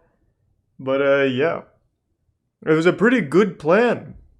It wasn't even that much. Yeah, it was like 40 bucks, according to the description, I guess. Let's see some tits. You're in the wrong category. It's the pools and hot tubs category. It's probably to the right of this one.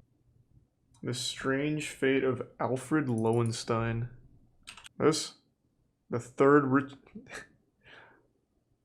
Man, Raid really has done like an incredible job. Even if I just want to see like a quick, like less than 2-second thing for the video here, it's just Raid. That's very impressive. Man disappears from an airplane mid-flight, so like DB Cooper. July 4th, 1928. A fabulously wealthy businessman, Alfred Loewenstein, arrived at the airport. He was about to enter the plane, not knowing it would be his last time touching the ground. It was a routine flight he made on regular basis that would take him across the English and French coastlines before landing at Brussels, where he lived with his wife, Madeleine. Despite rain and night time, the flight seemed to go smoothly. This guy's voice is scary. Are we sure he didn't kill Alfred? At some point over the English Channel, Loewenstein got up to his feet and went to a tiny bathroom compartment at the back of the cabin, not suspecting a thing. The beach was polluted with French military, so the pilot and Loewenstein's crew were apprehended immediately. They were still at shock as to what happened to their boss, but eventually they came to a conclusion that Alfred accidentally opened the exit door instead of the toilet door and that he fell to his death. But how could that even be a mistake that could be made? Yet to come. Couple of weeks later, July 19, the local fisherman was just doing it should be really hard to open the exit door. A suit floating near the French coast. Thanks to but the of course, screen. what he didn't realize was that he was looking at lifeless body of Alfred Loewenstein. The And nothing police crazy green. were called. It's not a guitar They box. eventually retrieved the body, and Alfred's widow Madeleine arranged a private autopsy to determine the cause of death. The examination found no signs that could indicate foul play. Yeah, I guess or 1928 suicide. was very However, different. An official inquiry concluded that Loewenstein's death was accidental. That conclusion was in great part based on the testimonies of Donald Drew, the pilot, and Robert Little, the mechanic. Both of them insisted that the exit door was easy to open and that it was entirely possible for Loewenstein to open it by accident. So these two are definitely As guilty, we will they killed see him. later, the truthfulness of this claim will come under intense scrutiny. So, it was all just a pure accident, right? Well, this claim seems highly I would be unlikely, such a good because as you would investigator. I'd just expect, arrest the anyone I had an exit inkling door of wasn't suspicion easy about. to open as the staff had claimed. Rather just In shoot fact, like a numerous shotgun tests blast to and get check one the door right, then try and stability were hone in and get it conducted in the wrong. weeks following the incident. Some even involved men from the British Air Ministry throwing themselves at the entry door at an altitude of more than 1,000 feet. The door withstood the weight with relative ease. The conclusion was clear and simple. No one could have fallen out of the plane by an accident. Well, if it wasn't an accident, was it suicide? He was certainly under pressure from investors, and some have even speculated that his corrupt practices were about to be exposed. So he probably chose death over disgrace. But no direct evidence linking him to corruption was ever produced. And again, the facts just don't add up. Loewenstein wasn't depressed and he was making plans for the future just before the incident. Let's say he did commit suicide. And that plan for was some to throw odd himself out of a reason. plane. Again, there is still the issue of the door. Loewenstein couldn't have opened it even if he was trying to kill himself. This leaves us with one conclusion: murder. Alfred Loewenstein was forced off the plane. If that was indeed the case, By D.B. then Cooper. did it. Now, remember when we talked about how the exit door couldn't be opened mid-flight? Well, there's a theory that the conspirators replaced the entry door with a rigged one that featured loose bolts. This would make opening it mid-flight and sending Alfred to his death a fairly simple task. As for the original door, it could If you're have the been third placed in a richest man in the small luggage world, compartment why wouldn't you at the hire back. pilots The that you doors would knew? then be switched upon landing. The final question remains: who was behind the plot? Some likely suspects include Henry Dreyfus, a business rival and former associate of Alfred. Well, that's a bit of a Their feud reach. escalated I when don't know Loewenstein about discovered that Henry was behind an expose that circulated in the Belgian press few months before the incident. As a consequence, Dreyfus was facing a libel suit. Crime writers Robert and Carol Bridgestock have speculated that Loewenstein faked his own death and disappeared because of the financial irregularities in his businesses. This theory is supported by the fact that the body was buried in an unmarked grave and that his wife did not attend the funeral. At a distance of almost a century, your guess is as good as mine. However, there That's is pretty one weird. last interesting twist to the tale, should you be inclined to believe in this thing. Thanks to the research Mrs. spaceman. M. Taylor, a respected medium at the time, claimed to have been contacted by the spirit of Alfred Loewenstein. Oh, yes. She alleged make the following statement. That's "No who I'll idea of believe." Suicide entered my head till I went to inspect the plane before That's the takeoff. prime code. Later, I suddenly felt an irresistible impulse to open the door and end my existence. I fought it, but each time it grew stronger. A fierce longing took possession of me which I could not deny. What I went through you will never understand. I longed for death more passionately than a condemned man longs for to this day." With that being No, she said, solved it. we She came talked to to an him. end. If you enjoyed the video, please give us a like since it only takes you a second and means a lot to us. Also consider subscribing. That was a lot of effort from this channel. I've never heard of them before, but that was very well made. I thought that was put together really nicely. Nice. Actually shocking. And that is an interesting story. They told that story in 9 minutes as opposed to 32. And I feel like they hit all of the important bits. That's what I like to see right there. They're able to condense an interesting story without it dragging. Much better. Much, much better. Joe Simonton pancake encounter? Is this satire? This is very clearly satire. With an extraterrestrial being. As a child, this one always made me quite hungry. There's a tier 1 VZ. Is the testimony of Joe Simonton. And the tier 1 inventions.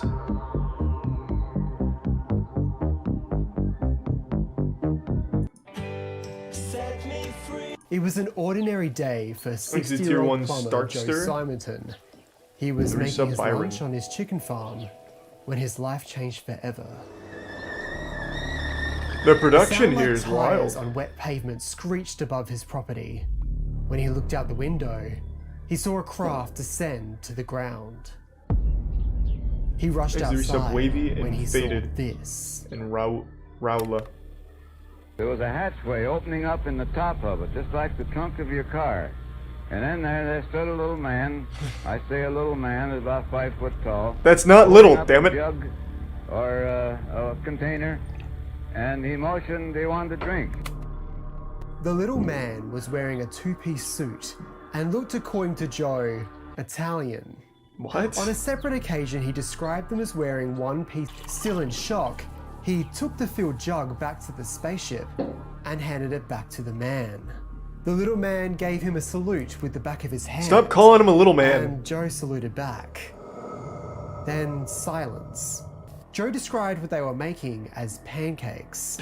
Unsure of what to do, Joe signaled that he wanted those fucking bastards by symbolizing eating.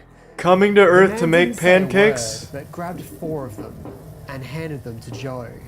They were incredibly hot and greasy.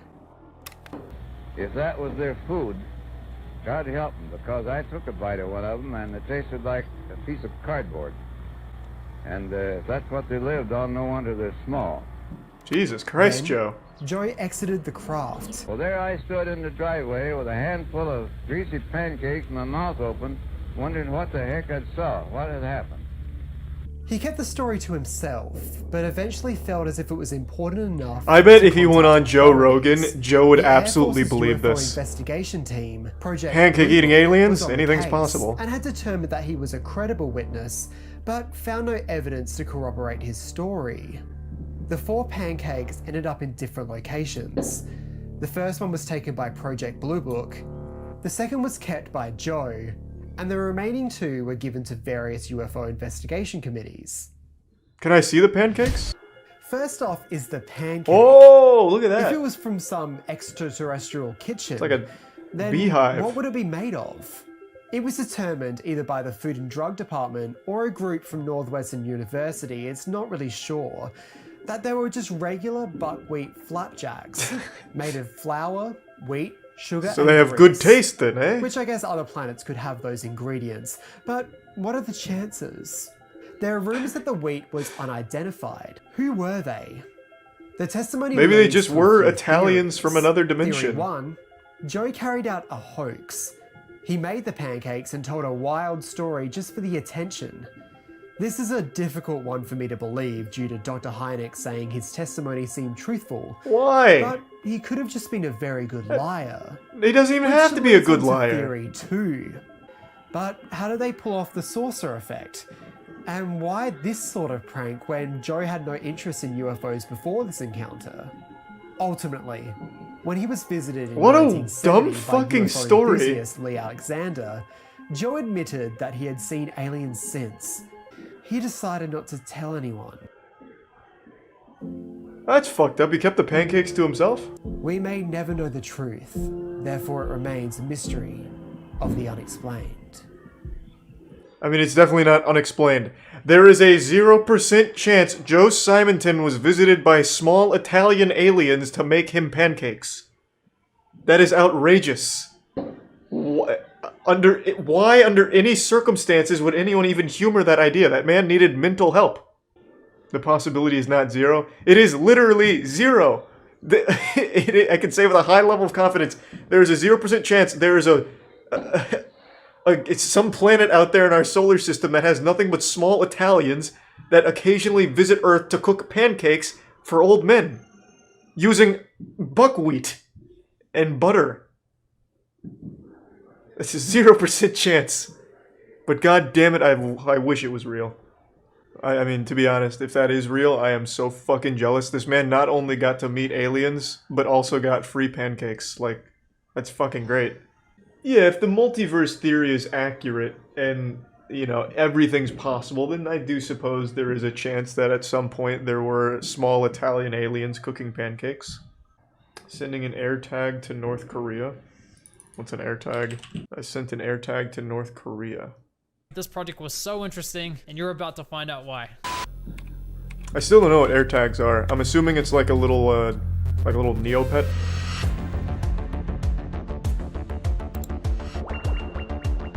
Now, the first thing I want to address is this even legal? I tried to find information on the legalities of tracking a parcel, and, well, there's not a lot of information out there. So they're Apple's tracking device for lost keys. The first lawyer I contacted was from Germany, and he didn't see anything. Do I really think Elon Musk or Tim Cook will get my package? Honestly, probably not. I think they will. But maybe. Last thing, North Korea. Shipping items to North Korea from the US is not an easy task. In fact, due to strict economic sanctions imposed by the United States, all mail to North Korea I didn't even know you could mail something to North Korea. Foreign Assets Control. So at the moment, only first-class letters and postcards can be sent. But I live in Germany, and it just so happens that DHL is one of the few logistics companies that still offer shipping to North Korea. Why North Korea? Well, the intention here I'd be terrified to send something to North Korea. But there's a lot we don't know about this country, especially from a technology perspective. Like, do they have access to the internet? Or do they even own iPhones? Well, unless they have both of those, the AirTags will go completely undetected. But fear not, I came across a website called Stack Counter, which claims to have data on North Korea's smartphone market share. And according to them, iPhone is the second most popular smartphone in the country. Second it has to be the only... But what's weird is, just last month, Apple was #1. I had to dig deeper into this. So I dug through this website to try and understand where and how exactly they get their data. It turns out they have their tracking API code installed on over 2 million websites globally. With this tracking data, they're able to extrapolate which country a user is from and which device they're using. I dug even deeper and found out that they even provide the sample sizes of their data for each country. This guy is very thorough. The smartphone sample size was 538. After some browsing on Google Maps, I noticed there was a German embassy in the center of Pyongyang. Oh, perfect. Coward. You should have made a pin pal. And of course, entered it in. So... It made it. So right now, the impressive thing is he sent a package to SpaceX and Apple Inc. and they made it to the destination. So we're just celebrating that the postal service works? Is that like the whole point of it? Thanks to Prime, Atlas, and Little Ant. Unbelievable. Well, let's Honestly, see about North Korea, I guess. I had no idea if any of these parcels would make it to the end. That bad boy on its way. It made it to Frankfurt and was chilling with the first, eventually going to go to North Korea. So if you want to find out what happens to that parcel, be sure to subscribe. I really didn't want to have to split this video into 2 sections, but it's already been almost a month now, and I really wanted to get this video out there for you guys. I appreciate all the work that went into that, but why? So it's basically just confirming that a package went where you told it to go? I thought something cool was going to happen with AirTags, but I guess I just don't know what they are. This. Since pilots couldn't see out of the plane because of angled landing, engineers put together a solution. The Concorde featured a droop snoot. Droop snoot? Yeah, the snoot would droop. The snoot drooped. Solid. That will do it. I'm gonna try to smoke my own weight in weed eventually. Holy shit. There's only time in front of me, and I've already done 4.2 pounds. I can do it. What a goal. Wow. Hi, I'm Tony Greenhand. Hey, Tony. 26, and I'm a professional joint roller.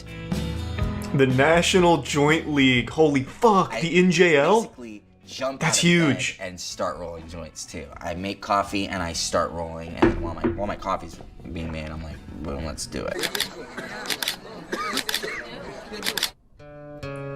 Tony truly is an artist. It was pretty basic. I also bred cannabis, but just on the side.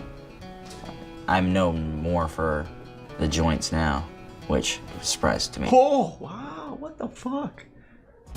Tony's good. They should sell his joints right next to like Banksy's work. My mom and was Jackson a Pollock clerical at a police department, so she absolutely hates what I do.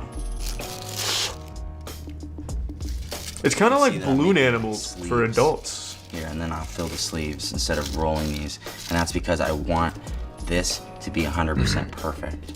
Since it's gonna be the barrel of the gun, I need it to be straight all the way across. That's pretty cool, actually. What the fuck? He's got a private jet, and he's coming to pick it up. So people are paying $7 grand for like a artistic joint? What a good deal. I mean, Tony seems like a good guy. I mean, he just loves to roll joints, I guess. I mean, they were pretty cool. They were not lame like I was expecting. Oh my fucking god, I know this. Oh shit. I remember this. This was like when I was still new to Reddit. Yeah, I remember this. This was solved. If I remember, I'll let the video play and then I'll go off memory and see if I'm right. Thanks to Tier 1 Guatemalan God. I did not know her name was Elisa Lam.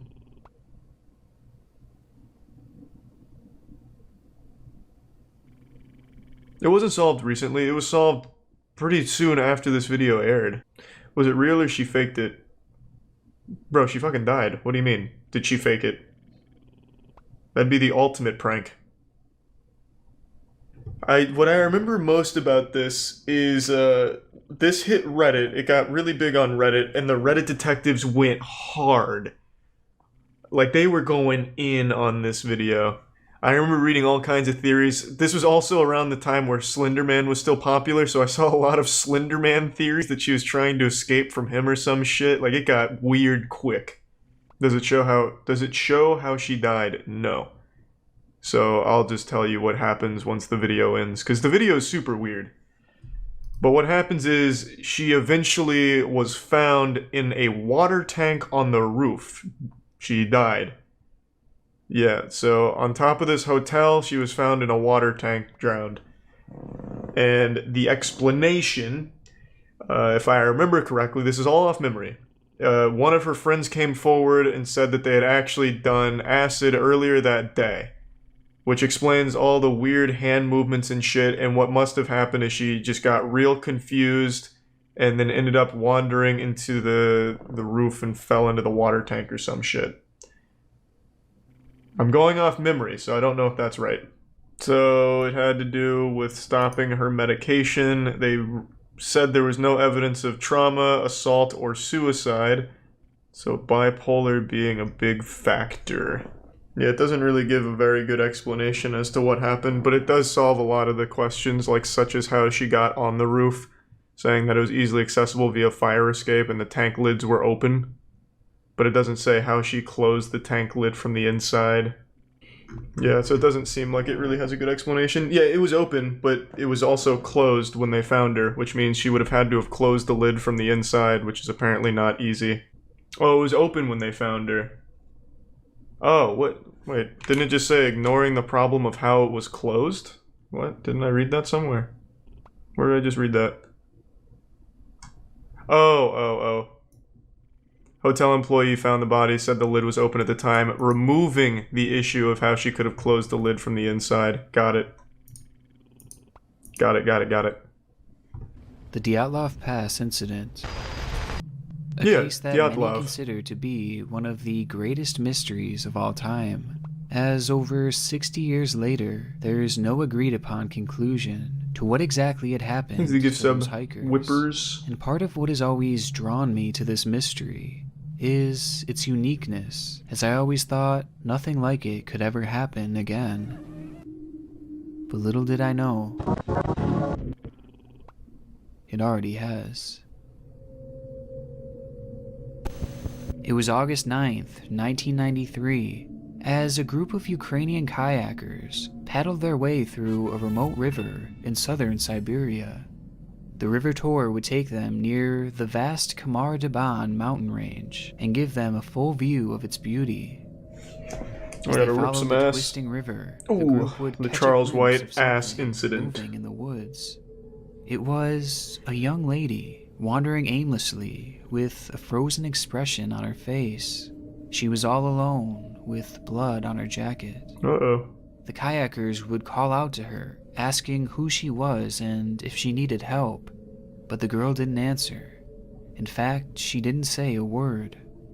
Whatever she had seen on that mountain range had traumatized her, to the point where she couldn't Canadian speak, and having barely knock. spoken of the incident to Thanks a lot this for day. watching, man. The kayakers would bring her back to civilization, where it would be discovered that her name was Valentina Yudachenko. Hello, a hiker Valentina. who had been visiting the area as part of a tourist expedition through the mountain range. There's a gift sub shack. But the concerning part was, she wasn't alone. Or at least she hadn't been when she started her hike. In fact, she had been with 6 other hikers during her trip. Hikers who were nowhere to be found. There's the What prime happened in those Bjorn. mountains that was so traumatic that it left Valentina in a state of shock for years and caused the disappearance of her entire crew. Well, the story is as strange and disturbing as it gets.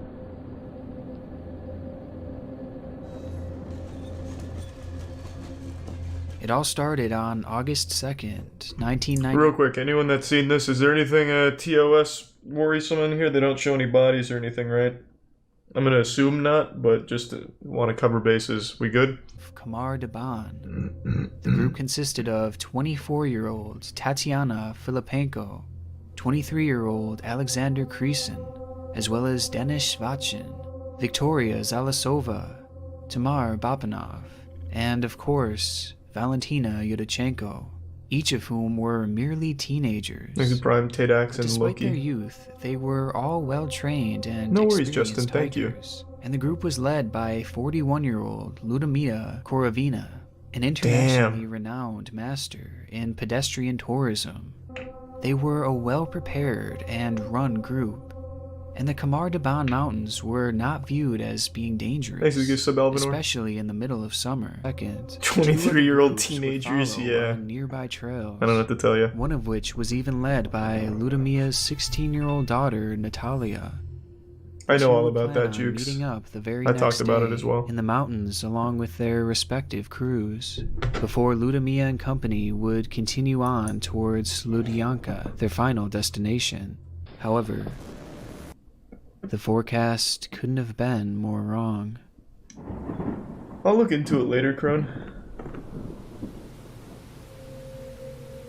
On and off spouts of freezing rain poured down upon the group and predicted an oncoming snowstorm as the group climbed the Kanulu mountain. And by August 4th, the snowstorm was in full effect, pummeling the exhausted hikers and forcing them to reroute and miss their connection with Just get an umbrella, nerds. Drained of energy, Ludmila would make the call to set up camp. Who would take this photo? They look miserable. For the night. A move that to this day is still questioned, as the hikers were merely half an hour away from a shelter that stood on top of that very mountain. The sun would rise the next day to more stormy weather, with the snow continuing to fall around Blue them. and Prime Bond. Ludmila knew that staying where they were would only spell trouble. Yeah, I read about it, Dor. So she ordered the group down the mountain and into the cover of the woods below. They'd never make it there. Just minutes into their descent, Alexander Kresin would begin to stumble. The man considered to be the strongest of the group would fall to the ground as his mouth began to fill with foam. Blood would rush out of his ears and his nose as he laid there seizing violently in front of his group. The hikers stood there stunned. Kresin was in perfect health and just minutes ago he was fine, and now he laid in front of them, dying. They had been outside for mere minutes. It's a haunted trail. trail. Their crew members were down. The 5 hikers continued moving forward without their leader and their strongest member, trudging ahead in a state of shock and confusion. However, this descent wouldn't last long. As they walked out of sight of Ludmilla and their dying friend, screams started ringing out from on top of the hill. It was Ludmilla. They rushed back up to see what was the matter. A bear. Only to find a disturbing scene. A Alexander polar bear. was lying there, dead. And Ludmilla was dying too. What? Unable to move and on her last breath. To this day, it's still unclear what she died from, with reports saying that she had suffered from the same mysterious illness that Alexander seemed to have, while others say that it may have just been a heart attack. They show a body? Well, it can't be one of theirs unless they just started taking photos. Here, let me just double check. Scanning through it right now, I don't see anything like that. All I'm doing is spoiling the fucking story.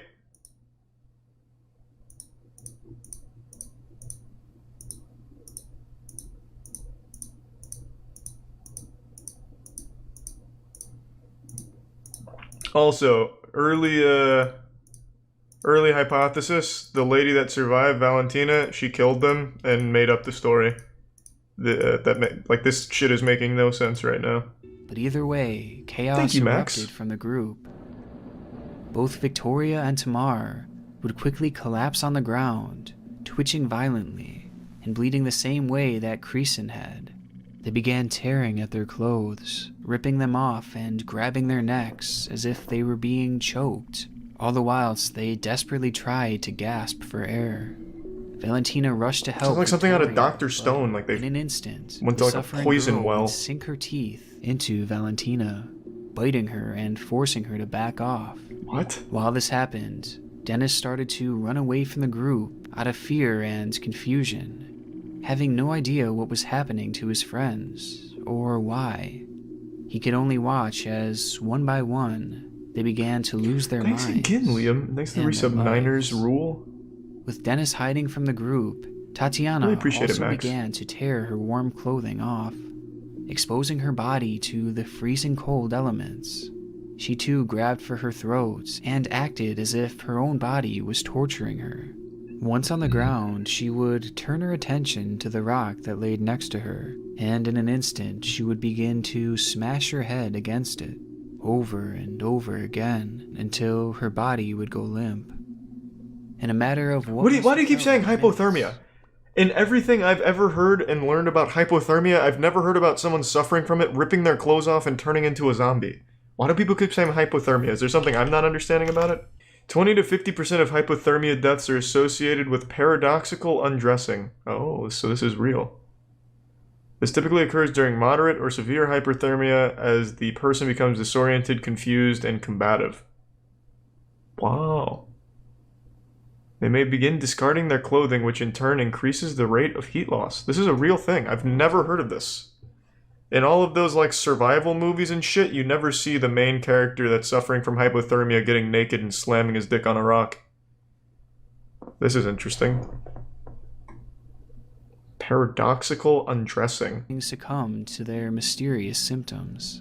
Dennis would emerge to help Valentina, as the two were the only ones left who hadn't faltered.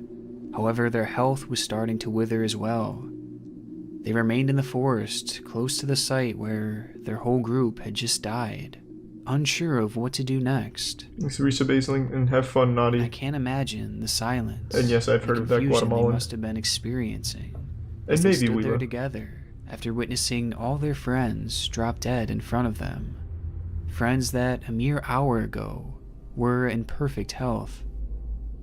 And the stark fate wasn't quite finished with the group either, as a short time later, Dennis would collapse alongside Valentina, as he too began bleeding profusely, leaving Valentina as the only living member of the group. Completely traumatized and scared for her life, Valentina took supplies from the camp and proceeded to wander alone in the forest. She did so for 3 days before being found by the kayakers. Oh, okay, never mind. Probably this is probably what you were talking about. So you're telling me, and we'll go back to the video in a second, but I have to skip the bodies. So you're telling me that Valentina somehow hiked for 3 more days after her entire group all got hypothermia at the same time? I feel like she'd be very close to it as well. Unless she just had, like, really warm clothing. I don't know. Judging by the video here, it'd be kind of hard to like, hide this as a murder. So I fall back on my theory. I don't think it's right. I think I'm wrong. Story that seemingly makes no sense. 6 healthy people turning insane and dropping dead in the matter of minutes. Just play audio. Which fine. prompts the... I mean, there's not a lot here, but sure. It's in another language too, so. Actually, huge tier 3. Resub Gimji and Kukius. As they received no guidance from the deeply traumatized Valentina. And what the rescue party saw when they stumbled upon the scene would shake them to their core. With one member saying it was a scary picture, the hikers were lying on a small ledge, some huddled together, some a little distance away. They had a story that seemingly makes no sense. 6 healthy people turning insane and dropping dead in the matter of minutes. Which prompts the I didn't know it came up twice. What happened to Still those blurred. hikers? It's fine. A question that to this day remains without a true answer, where autopsy reports ruled that the 6 hikers had died of hypothermia and protein deficiency, pointing to the idea that the group had not been eating enough throughout their trip. But the more I look into this, the less I believe that this is possible. What? Why? Just looking over the symptoms, this cause of death does explain some of their behaviors, such as the paradoxical... Hey, I just learned about that. Fuck However, yeah. It fails to explain them all. Makes a The prime bleeding, Truman and the banging Dodo. of their heads against rocks, the foaming of the mouth, and the bleeding are all inconsistent with this conclusion. So how could hypothermia have set in so quickly? Must have been very cold. It was summertime, and despite the snow, the temperature was likely barely below freezing. Also, if hypothermia were truly to blame, and they were in such bad shape that each hiker died in the span of minutes, then how could Valentina have continued That's to what I survive said. for 3 more days? It just doesn't make sense. And as for the protein deficiency, Valentina herself had mentioned that the group had eaten well throughout their trip, and had even ate together on the morning of their deaths. It's also worth noting that they ate as a group together, with each member eating the same thing. So how had Valentina survived if she had eaten what they had eaten? And has caused myself and many others to doubt this theory. But if it wasn't hypothermia and protein deficiency, then what could it have been? As is the case with most mysteries, some have blamed the supernatural. Yeah, it was Bigfoot! Otherworldly had happened to the group, while others have taken a more scientific stance, blaming things like low frequency in the area, which caused the group to go in a panic. What? But I have a hard time believing either of these, as the area was not all that remote, and it's well studied by scientists. Plus, this doesn't line up with Valentina's testimony, as well as the conditions of their bodies. Another possibility is that the group had eaten something poisonous on their trip, an idea that is certainly possible, as Leukemia was often known to be a forager. So perhaps some sort of fungus or Jesus, berry, yeah. giving it to the group to eat. That's the without worst leader to realizing have. that it was actually toxic. A poisonous mushroom could certainly cause the hikers to hallucinate and potentially bleed internally. But the issue is, Valentina never mentioned that the group had foraged for food. Well, ask she her. is on record saying that they had eaten well. If they had ate something suspicious out there, she certainly would have told authorities. Makes me give Plus, some if they had Archer all in the eaten Prime Bell. together, then how had Valentina not been poisoned? And finally, Leukemia was an expert at this kind of stuff, so it's unlikely that she would make a mistake of this magnitude, especially given how well she knew the area. But if it hadn't been the food that had poisoned them, then perhaps it was something in the air. Chemtrails. Russia has long since been known for their development of deadly chemical weapons, producing them in secret and testing them in undisclosed locations. And around this time, it's documented that they had a specific interest in deadly nerve agents, chemicals that could have caused the hikers to snap and act the way they did, as well as causing their bleeding and foaming of the mouth.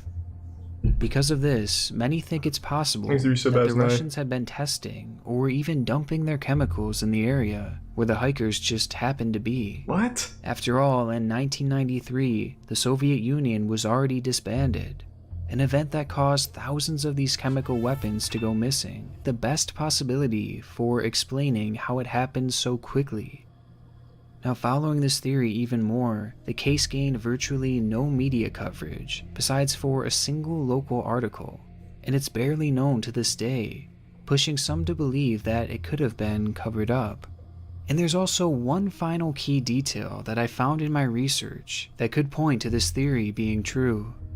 After authorities were alerted that a group of tourists were missing, they didn't set out a search party until a full week had gone by, despite there being clear weather. Some online have taken this as an indication that authorities were waiting for the toxins in the area to clear before beginning their search. But there are some issues. No, I don't know that one. First of all, the location where the hikers were visiting was fairly popular, and they were a mere 100 meters away from a shelter that was designed for people to stay in. This channel's popular garbage. The military test or dump weapons. I've never heard of the Khamar Daban incident. Remote area. The fuck are you talking about? Also, how would Valentina? It's a frustrating case as the answer seems so hard to settle on, potentially because it's been incredibly underreported. Thanks to resub. And the reports that are out there are filled with quite a bit of speculation rather than fact. Also, of the original articles written on this, many were made in other languages, which may have led to things being lost in translation over the years. Oh, maybe. And though Valentina's testimony tells us what had happened on those mountains, it's also possible she had misremembered things, especially given the extreme shock and trauma she had experienced. She had also just recently started discussing this event, leaving things to be forgotten over the years. So with all these factors, it's possible we may not even have the full story, which just adds more mystery to this strange case. And given the lack of attention it's received, they weren't malnourished is the thing. We never know for sure what happened in those mountains.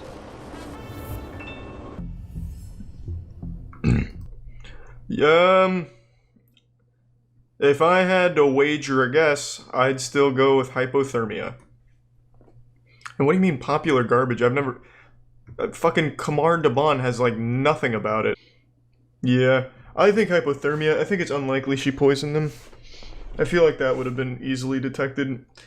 I also don't think that they ate anything poisonous, considering they weren't malnourished, so they were just eating shit they brought.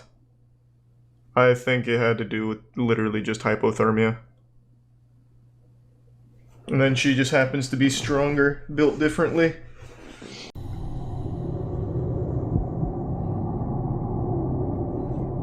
Night, Christopher.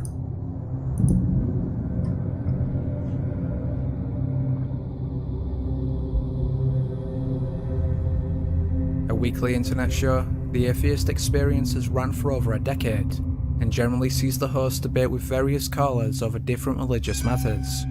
However, during a seemingly regular, if not slightly intense call in 2014, there was a sudden bizarre and downright chilling moment live on air. That's just a silly argument. I mean, I understand. I agree with you. I'm just trying to get at why it's a silly argument. Well, I understand that that statement was originally said by Carl Sagan, but who really cares about, them requiring extraordinary claims and evidence? So then you should believe I rose from the dead. Okay. I terrified her with my awesome logic. Apparently. That's the creepy, mysterious moment? As heard, while the hosts argue with the caller, she abruptly lets out a blood-curdling scream, and before we can hear any more, they disconnect the call. What? Disturbingly, the screams sound uncomfortably real, as though the woman was actually attacked. In fact, many viewers were so convinced the call was genuine that they asked the show to track down the woman's address. Others though aren't so convinced and contend the scream was merely a sound effect. Belarus. Still, is it possible the woman was literally murdered on air? Okay. What the fuck? Oh my god. A reality series is one of the last places you'd expect to find credible proof of life after death. However, one Big Brother contestant allegedly heard the voice of her dead sister. Ué, eu ouvi meu nome. What? Cida? Cida, aonde? This is a mysterious video? Aonde? I think he was just happy to be watching some Brazilian Big Brother here. Still, the mystery seems over when a fellow contestant claims responsibility. I'm just gonna skip through this. I think it's just this guy being horny. In the previous look at mysterious videos, I covered a plane supposedly frozen in the air. To some, this was evidence of the simulation theory. Thanks to some Chris Crab and it was just the wind. Ghetto Works. However, and either the Dollar way, Astro. these so-called glitches in the Matrix not only affect aircraft, but also apparently birds. Now, admittedly, most of these videos are easily explained as normal hunting behaviour. Yet what if the bird was dead, and still somehow floating? What is it? What is it? Can you see it? This is an old patch. Yeah. Just a bit of lag. Desync. What the hell is that? According to one onlooker, Nino Tobrak-Kojan, he watched it for at least 2 minutes, but saw no movement whatsoever. 2 minutes? Unsurprisingly, he drove right by it. Has itself led to stranger theories. The common consensus is that it's proof of the aforementioned artificial reality, but alternative bizarre ideas claim it's a government drone, or even a broken alien device. Leave your own theories in the comments. What the hell is that? Yes, a broken alien device is pretty reasonable given all the evidence. Thanks to the resub Arisen and Detergent. If you've spent any time in conspiracy circles, you've likely heard of the chemtrail theory.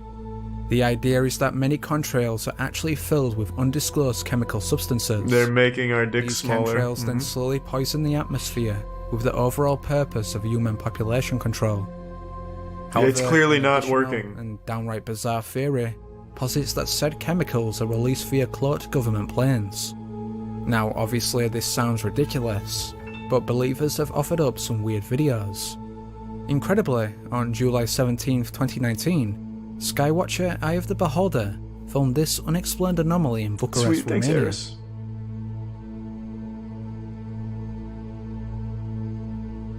Yeah, I know, I love these things, Mafia. Thanks to the resub, Maddie. And yeah, True Cult.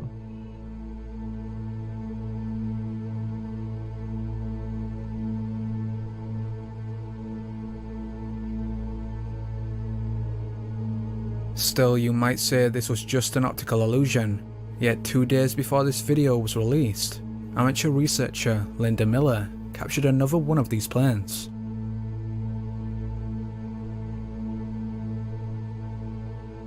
Thanks to the resub, Varus.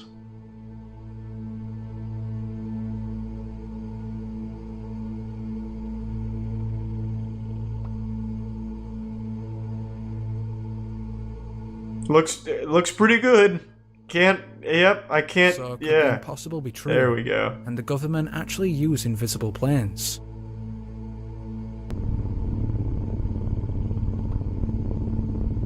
Thanks to the resub, Clorox and the Prime Stick. Hidden in the remote Monitor Valley of Nevada lies the boiling hot spring Diane's Punch Bowl.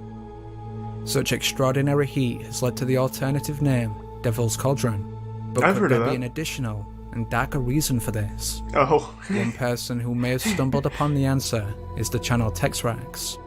For years, they tested the durability of multiple pieces of technology via different extreme situations. As such, the boiling cauldron was a perfect place to test the survival capabilities of the iPhone 11. Okay guys, so check it out. Thanks to resub Otis. We're gonna slowly but surely dip it straight in the water. Still, the experiment seems like a flop with Texrax's first test.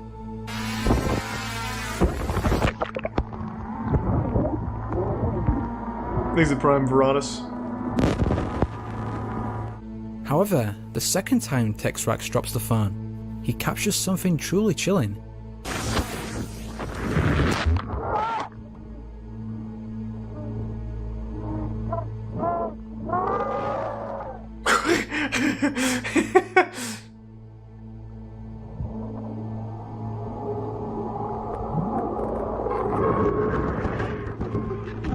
Wow, what the fuck? It's demons! Texrax himself is at a loss to explain the screams, but this hasn't stopped his viewers from claiming the cauldron is actually a portal to hell. Now, obviously this theory is speculative at best, but there's no doubt the sounds are unusual. So what's really the answer? Be sure to let me know. It goes to hell. What do you mean? We got the answer. What the fuck are you talking about? You heard the screams. Demons are always screaming in hell. In the world of UFO research, some self-proclaimed hunters often analyze. It's not the drone. It was fucking demons. Unfortunately, for the most part, they're left with blurry pictures of normal space phenomena. However, every now and then, the cameras pick up something that shouldn't be there. The Prime, the most recent example of this was on February 19th, 2020, when ufologists spotted this bizarre object. I'm sorry to hear that, Bear.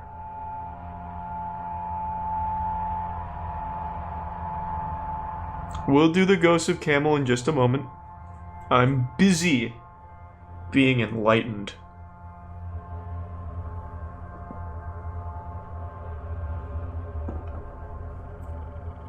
Thanks, Resub Crimpy. Incredibly, based on its size compared to that of the nearby planets, the UFO appears to be massive on an unprecedented scale. Still, despite such inspired speculation, NASA claims the artifact anomaly is actually an internal reflection of Venus.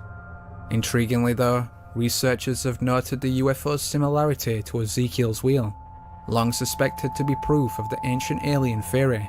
Yep, that's what I was thinking too. The Bible claims the prophet was visited by a flying chariot, yet others believe it was a spaceship. No doubt this sounds like blatant pseudoscience, except the idea was surprisingly correlated by NASA chief Joseph Blumrich. So, is the solar anomaly proof that Ezekiel's wheel has returned? Or was it really just a reflection of Venus? No, it's Ezekiel's wheel. Like, you can't argue with that. Look at that shit. It's like a fucking Beyblade over there. If this year didn't feel apocalyptic enough, some believe a dragon has now been filmed in China. In a scene sensationally described as hell on earth, a sudden explosion recently hit the Tiexi district of Shenyang. Officially, it was the result of a lightning strike. However, many are convinced it was some type of plasma weapon, and even weirder still, that it had a connection to this flying creature.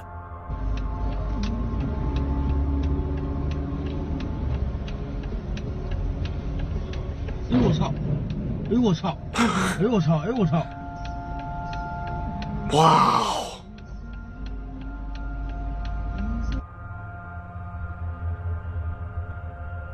It's always so convenient that someone's like looking in the correct direction to catch something like that in a totally innocent, nothing going on kind of day.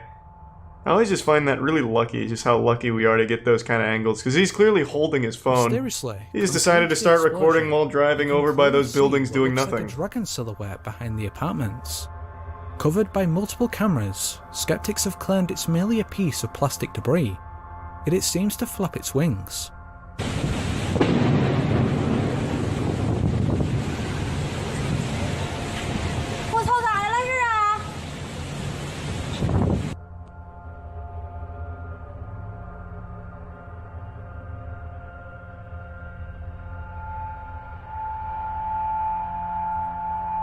That was sweet, Bear. No, I think it's is just. It possible I don't that think so. anomaly Boom. really is some unexplained creature, And if so, why was its appearance perfectly timed with the explosion?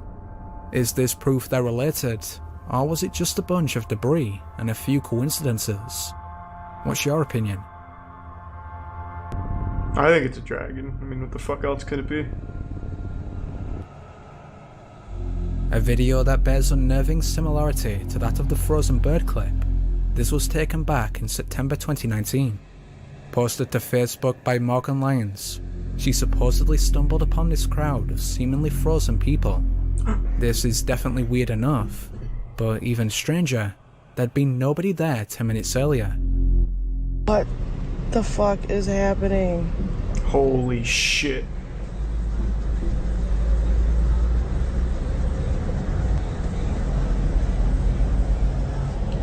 The NPCs, their code is fucked up.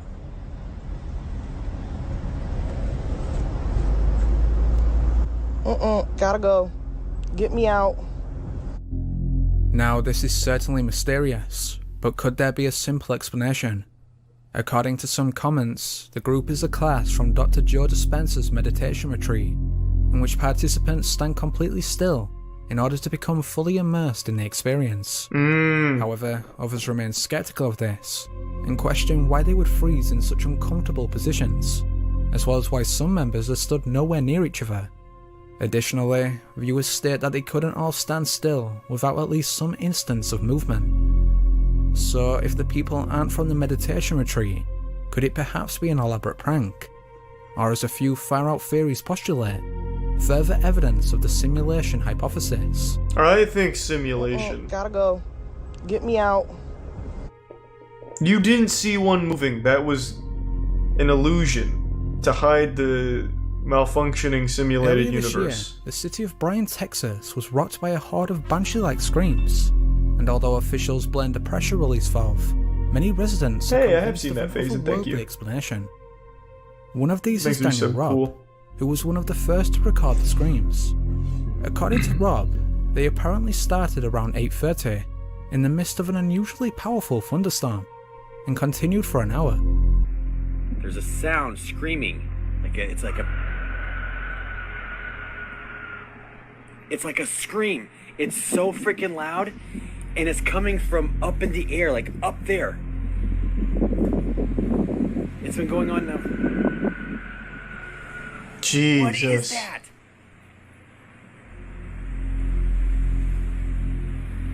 I swear I saw like this thing when the lightning was flashing a second ago.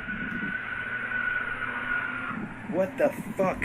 This one was a real thing? What did it The turn out to screams be? come in fairly regular intervals, with an odd mixture of vibration sounds and shrieks. Most inexplicably, they seem to be extremely loud, and yet somehow far in the distance. That is so loud and so eerie. It's like a banshee, blood curdling. So what did it turn out to be then, if it's real? There it is again. It zapped us? That's kind of what I was thinking. What is that? Fortunately, however, resident Rusty Appolido was able to get a much more close-up recording. Unfortunately, his video only makes the screams that much more creepy. Uh-oh.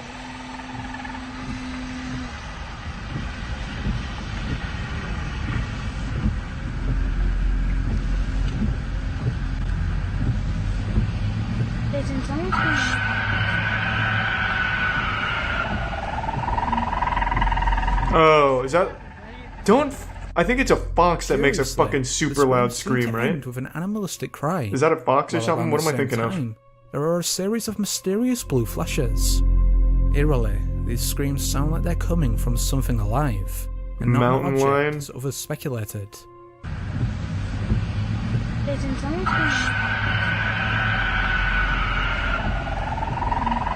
Needs to resub Maddie. So what was responsible? True boom, it could be. For now we don't know, but the answer probably lies in Rob's other two videos. Interestingly, the earlier clip shows the Air Force responding to an unidentified object, in the exact same location where he later captured the screams.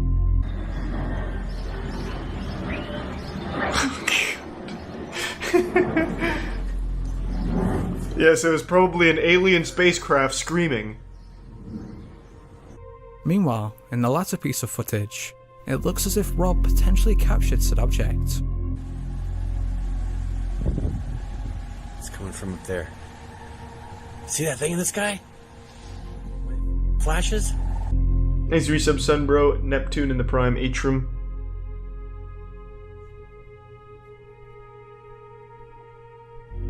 What was this UFO? A weather modification device as has been suggested?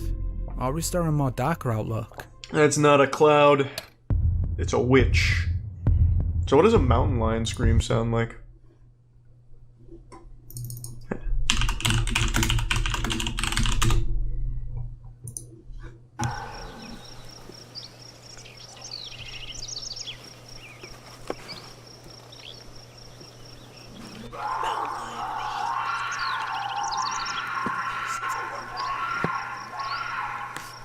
Well, that almost immediately replicated that.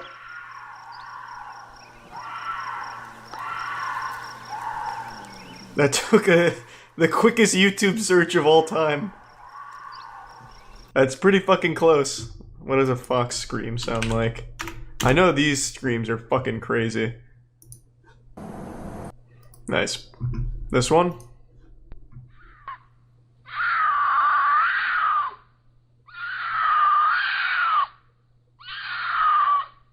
Yep, I think it was probably a mountain lion. This is probably filmed on the same night that that guy was losing his fucking mind thinking it was a banshee. Hey, thanks for the 5 tier 2 gift subs, damn right. Appreciate it. Thanks for the resub, Hawk Kid.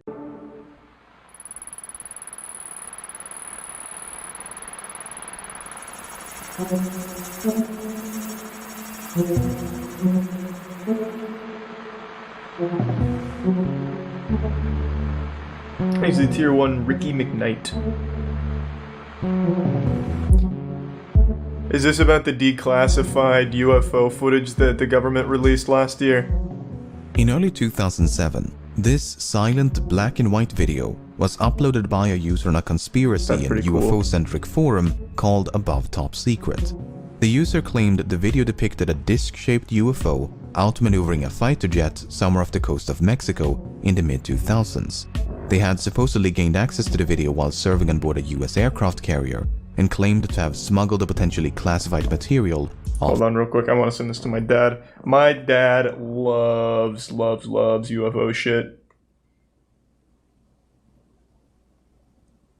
Give me 1 second to send it to him.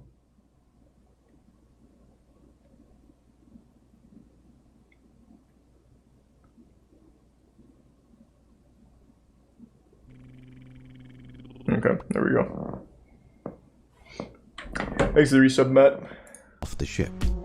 While some members of the forum chose to believe their story, others were not so easily convinced. For instance, the video was hosted on a website belonging to a group of German film students, which led some to denounce the clip as an attempted hoax.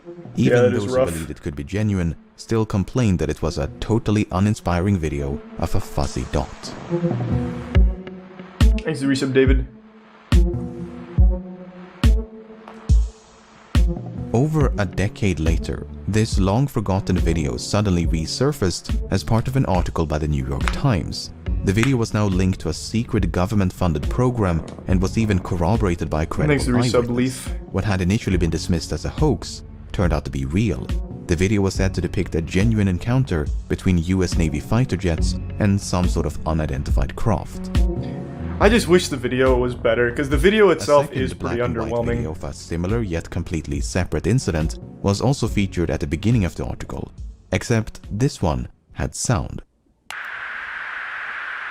Dude, this is a drone, bro. There's a whole fleet of them. Look on the ASA. My gosh.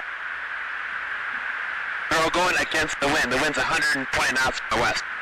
Look at that thing, dude. These two videos, along with a third released a few months later, spread across the internet like wildfire. Comment sections and discussion threads were dominated by unrestrained speculation about aliens and paranormal phenomena.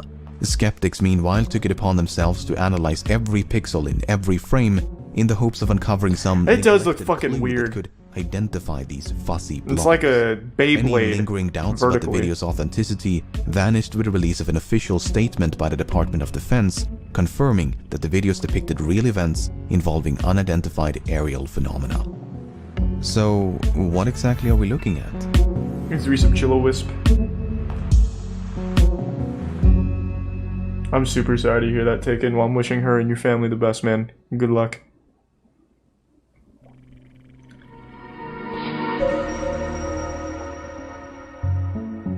The first video was recorded off the northwestern coast of Mexico in late 2004. The story behind it has been recounted by more than a dozen naval officers, and it goes like this. 150 knots crosswind can make a plane go backwards. A naval strike group led by the aircraft carrier the USS Nimitz was conducting pre-deployment exercises about 100 kilometers southwest of San Diego.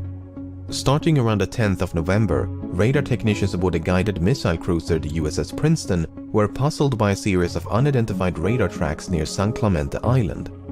Thanks to the resub official. The tracks did not resemble any known aircraft and would sporadically appear in groups of 5 to 10 at a time. Suspecting a malfunction of some sort, the recently upgraded Spy-1 radar system was taken offline and recalibrated. Once the system was brought back online, however, the tracks had only become sharper.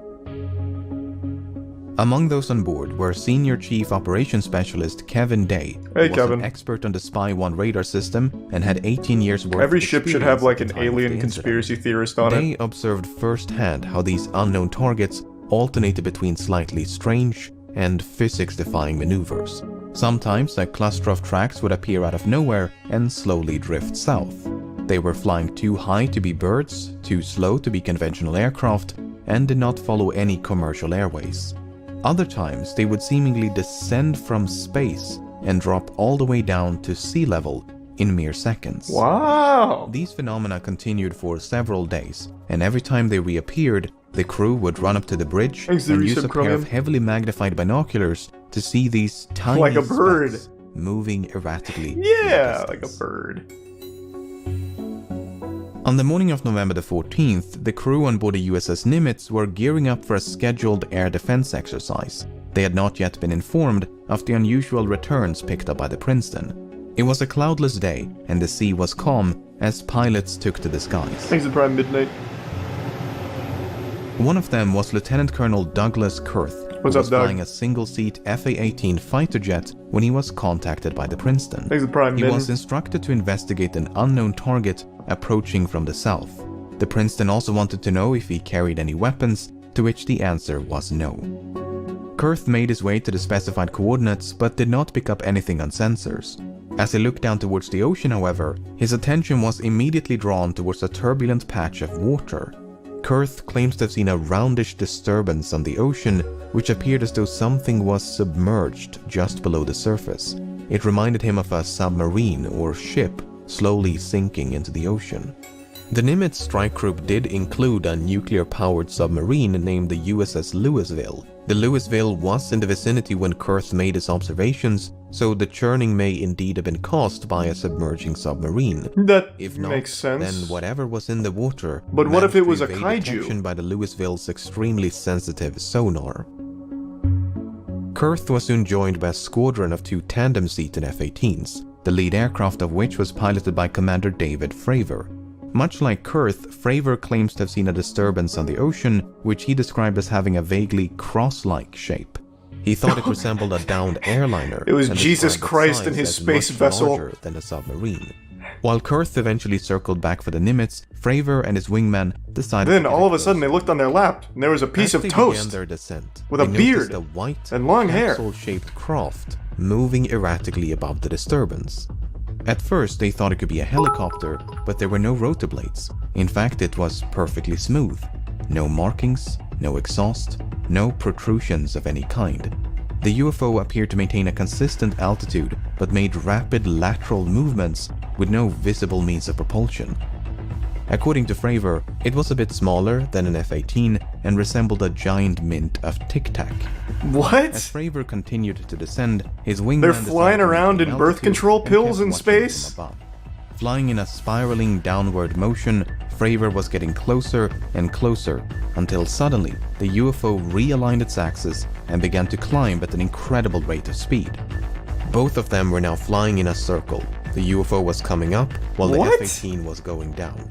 In an effort to close the distance between them, Fravor made a final aggressive turn before the UFO rapidly accelerated up to hypersonic speed and disappeared in a matter of seconds. Why don't planes have a fucking video camera on them? Perfectly calm. It'd be so much easier to verify these things if the fucking pilot just had a goddamn iPhone attached to it somewhere. And his wingman made it back to the Nimitz. They landed and ran into a different flight crew preparing to head back out. They told them what they had seen. Then why wasn't it turned on? Anything out of the ordinary. Soon thereafter, another tandem-seated F-18 Thanks to Prime, random stuff in the resub Owen and this Dime. Time, it was outfitted with an advanced targeting forward-looking infrared camera system. This at-flare pod is controlled by the weapons systems operator seated behind the pilot, and the backseater of this flight was Lieutenant Chad Underwood. A few minutes after departing the Nimitz, Underwood detected something on his radar. The unknown target was directly ahead, a few tens of kilometers. It's on that fucking infrared camera or whatever, and it looks like shit. Its altitude the AC-130 cam. It's like shit. According to Underwood, it simply did not abide by the known laws of physics. At some point, Underwood managed to get a lock on the target with the at-flare camera, and this is when the much publicized video was recorded. See, it looks like dog shit. We see a UFO being tracked in infrared. Just show me a switches to fucking visible light, clear video, revealing an out-of-focus rounded mass in the distance. He then switches back to infrared and alternates between two different zoom levels on multiple occasions. Not much happens until the very end of the video, when the UFO suddenly disappears off to the left-hand side of the screen. As the target was too far away to be seen with the naked eye, neither Underwood nor his pilot ever made visual contact. The Princeton continued to detect anomalous radar tracks for at least 2 more days, and according to Senior Chief Day, they eventually disappeared near the Mexican island of Guadalupe.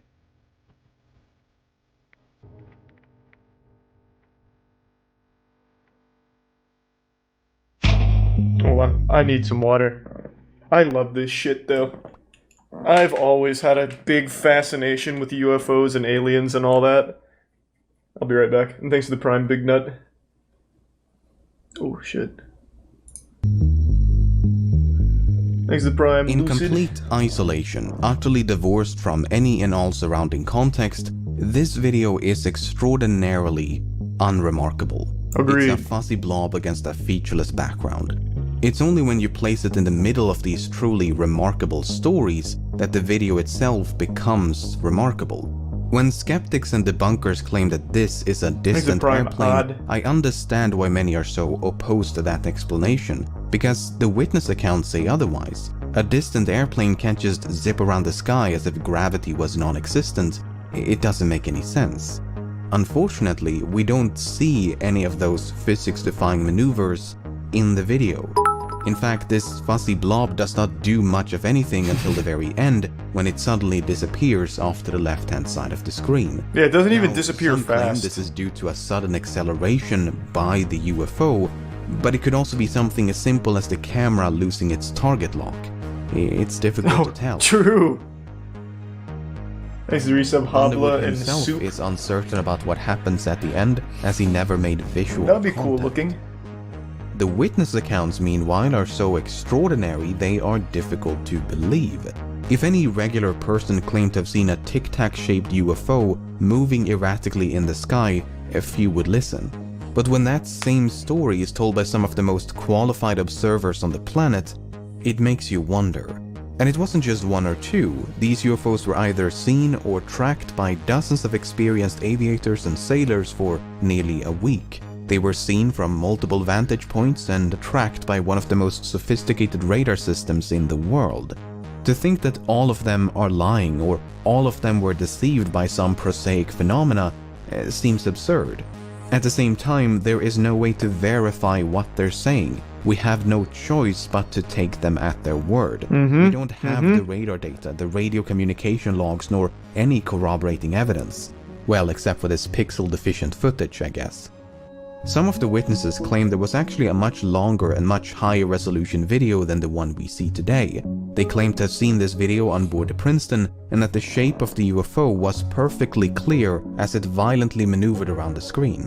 What's interesting about this claim is that when the video was first leaked online back in 2007, the anonymous leaker claimed they had 4 different versions of the video in their possession.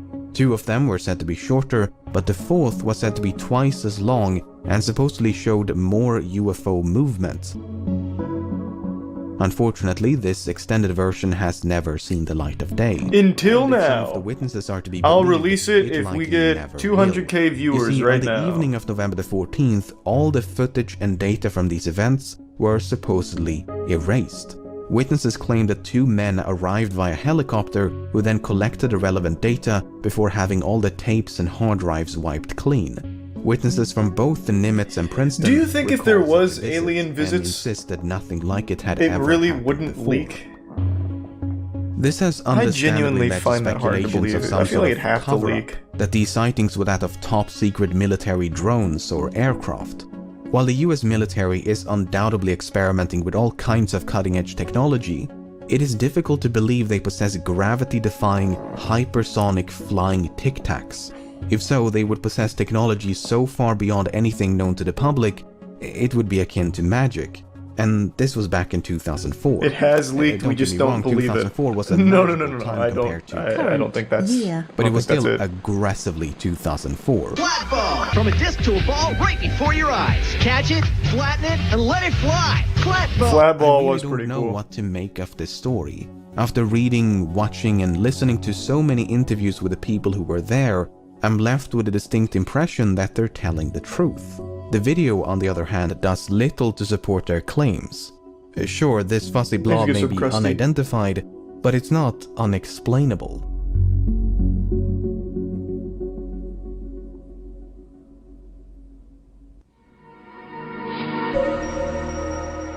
Do people really think if aliens exist, they can travel at light speed? They don't have the technology to not be seen? The second and third videos were recorded off the southeastern coast of the United States in early 2015. Not exactly the same thing. Visibility and speed don't go hand in hand. Some of hand. their crewmates and fellow pilots have. And according to them, the story goes like this. In the summer of 2014, a naval strike group led by the aircraft carrier the USS Theodore Roosevelt was conducting pre-deployment exercises somewhere off the coast of Virginia. Much like with the Nimitz encounters, the first sign of trouble came in the form of anomalous radar tracks.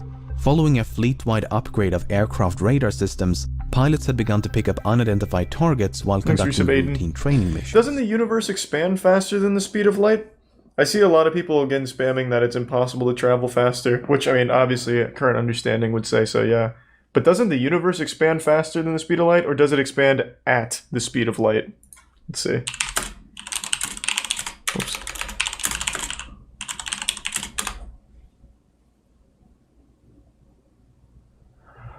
Okay. Not super helpful.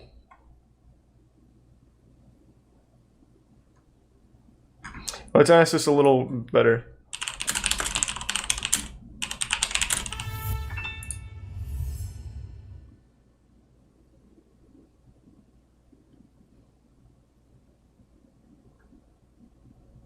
Okay, so the universe expands faster than the speed of light, but nothing in it does.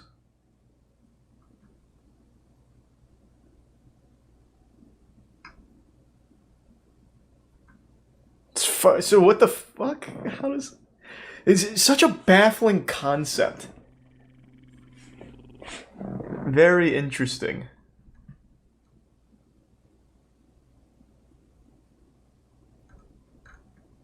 So how the fuck can the universe go faster than the speed of light with its expansion, but the things that are left in it aren't traveling at that speed?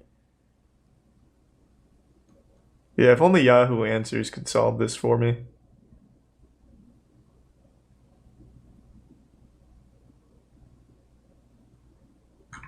Crazy. Exit Tier 1, the tracks Amelia. were initially dismissed as false positives, Jojo. but their behavior was unlike anything they had seen before. True, Rope. Gravity-defying maneuvers, hypersonic velocities, and other mystifying shenanigans. Attempts to intercept these UFOs were initially unsuccessful, Lieutenant Danny Aucoin claims that on 2 separate occasions he tried but failed to make visual contact.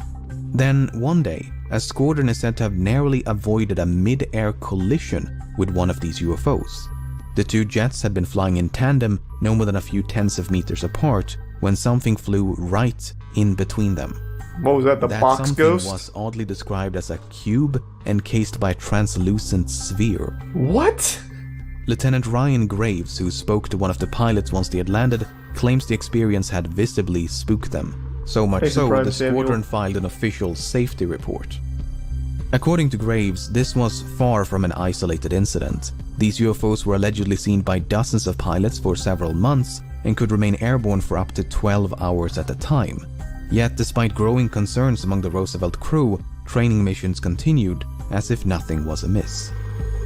By early 2015, the Roosevelt strike group had made its way down to the coast of Florida, which is when the 2 now famous videos were recorded, both of which are said to be short clips taken from much longer and higher resolution footage. We don't know much about the circumstances as the officers involved. So this happened near Florida? But are we sure it wasn't just like a meth addict who made a homemade plane and all of the jerky movements are him crashing? There's a whole fleet of them. Look on the ASA. My gosh. They're all going against the wind. The wind's 120 knots from the west. Look at that thing, dude.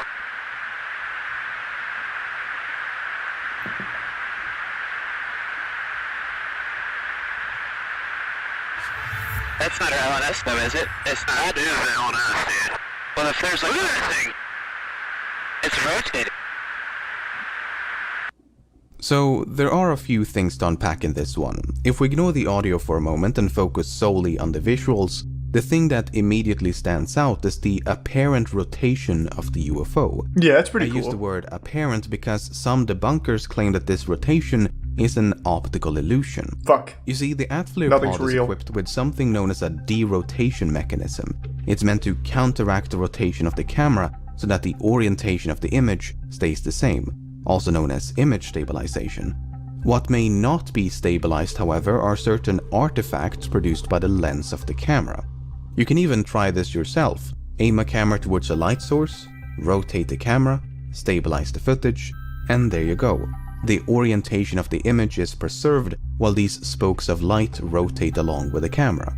So much like how the light from this light bulb is producing a lens flare, the infrared radiation from this UFO is said to be producing a lens glare. In other words, the bunkers claim it is the camera and thereby the glare which is rotating, not the UFO itself. While this explanation you ruined Christmas then. Fuck you. I thought that was cool. Things get a bit more confusing once we bring back the audio. Well, if there's like that thing, it's rotating. If this rotation is merely the result of image stabilization, why would the 2 pilots fail to recognize it as such? Surely they, if anyone, would know what that looks like. And they're not alone. Both Lieutenant Graves and Aucoin believe it is the UFO which is rotating. Furthermore, an expert on the Atflare system has very plainly stated that this is not an optical illusion. But this is not the only puzzling comment made by the 2 pilots. There's a whole fleet of them. Look on the ASA. My gosh.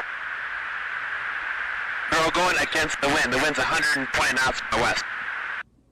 So the radar is supposedly detecting a whole fleet of UFOs, which are all traveling crosswind. I mean, if what we're looking at is something prosaic, like the blooming exhaust of a jet engine, these comments don't make a whole lot of sense. I would love to hear what these 2 pilots have to say if they ever decide to come forward. Until then, all we can do is speculate. Thanks for the 5 gift subs again, Syaxis.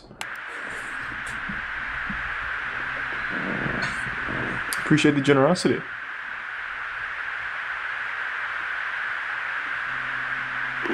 Nickel 6-1 Tango Roger, oh, got it! Woohoo! Roger, there's troubleshooting. Did you box moving target? No, I took an auto track. Oh, okay. Oh my gosh, dude. Wow, look at that, man. Look at it fly! That's definitely a kid who just got his superpowers. That's like the first thing anyone that can fly would do. Interesting of the three.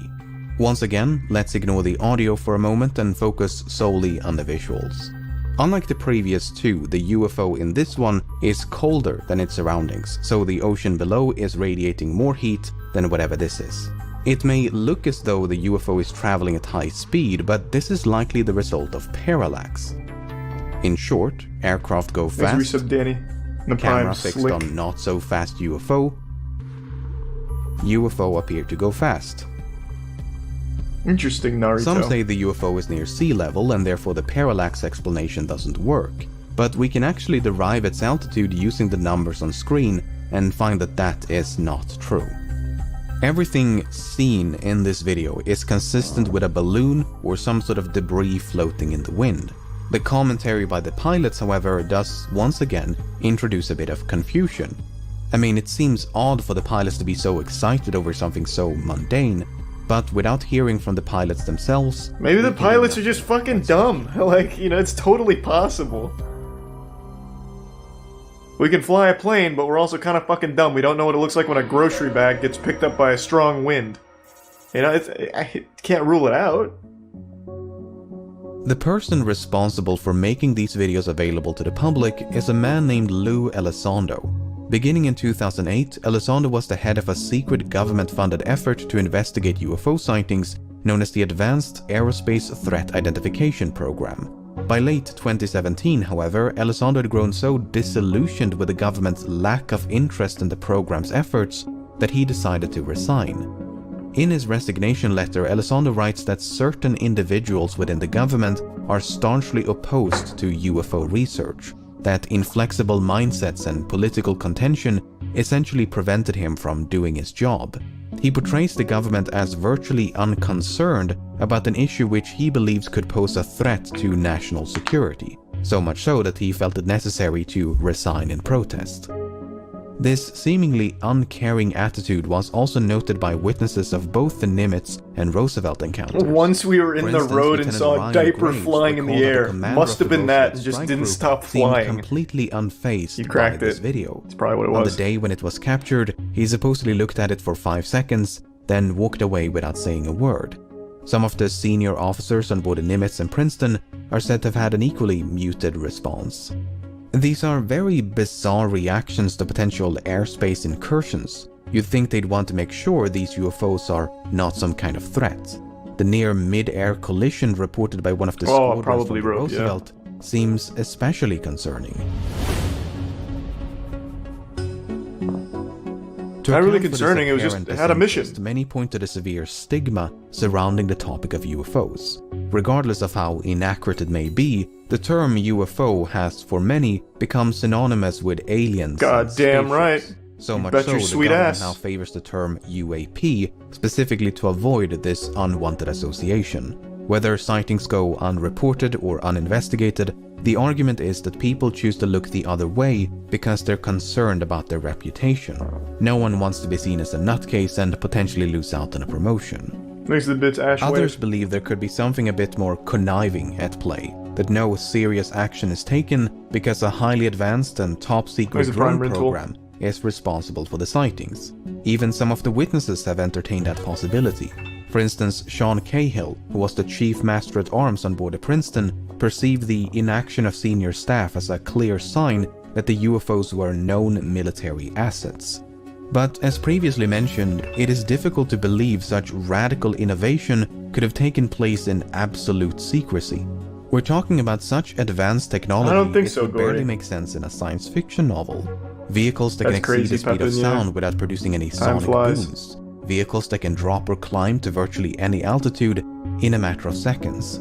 Vehicles that can violently change direction of travel as if inertia was a mere suggestion. None of that should be possible, yet dozens of trained observers claim they witnessed the impossible. The least uncomfortable solution, therefore, is to simply not believe them. Sure, the witnesses are credible, but they're not incontrovertible. Everything from optical illusions to faulty equipment could be used to cast doubt on their extraordinary tales. Vessel in the Prime and without Legend. any corroborating evidence, except for this nebulous footage, that is not a difficult task. As such, many government officials may not seem concerned because they genuinely believe there is nothing. I have an alien story. I'll tell it in a second. Not the one I told last time. Personally, I'm left feeling very conflicted. On the one hand, I find the witness accounts quite compelling. On the other, I find this grainy trilogy of dots in the sky somewhat underwhelming. Agreed. Sure, the videos are fascinating, but they're also far too ambiguous to provide any decisive answers. I highly recommend that you seek out and listen to some of the witness accounts so that you can Favorite judge monster truck? I'm not sure. The one that did a front flip. This is very much a developing situation. By the time you watch this video, chances are more information will have been released. Nope. According to Elizondo, the Nimitz and Roosevelt encounters are just the tip of the iceberg. Sightings by military personnel are said to be commonplace. It's just that we rarely hear about them. I can only hope that more evidence is released in the near future and that at least one video depicts something inexplicable. Something that is unidentified because it defies explanation, not because it's too distant, too small, or otherwise too obscure. No, but something truly extraordinary. That's sweet, Buttercup. That was a cool video. So, like I said, my dad is super fucking into this alien shit, and I've told this story before, but a long time ago, my mom and dad were friends with a really high-ranking officer in the U.S. military, and the guy was fucking wild. So, I mean, the guy's real. Like, I even looked into him to make sure that, like, they didn't just get scammed or something. So the guy, I won't drop his name for obvious reasons, he was like a really high-ranking military guy. It's hard to, like, explain the story without, like, fucking giving away the guy's info. He was like the head of a very big air base, and when he retired, dude got kind of big into the alcohol, and he would give away like a lot of shit that he probably shouldn't to my parents, some of it like standard war shit, but then like my dad, being as curious as he was about aliens, would always bring up like UFO shit and alien shit, and I don't know if he was just fucking with my dad, but he would always like go down that path. He'd be like very serious and be talking about like how he has had encounters with UFOs and that the government tries to keep it under wraps and that he's seen actual wreckage and shit. So ever since that, my dad has been super fucking adamant that they are real and that the government keeps them under wraps. I think that the family friend was just fucking with him, but it is something interesting to think about.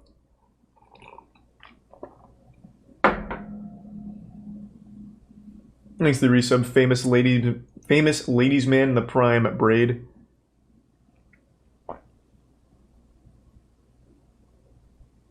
If he wants to talk about it, I'd fucking love to interview him about it. My dad has told me that shit constantly. Actually, I think he's dead. Is my dad still awake? Let me ask if the guy died. He retired because it was like he suffered some kind of injury or some shit.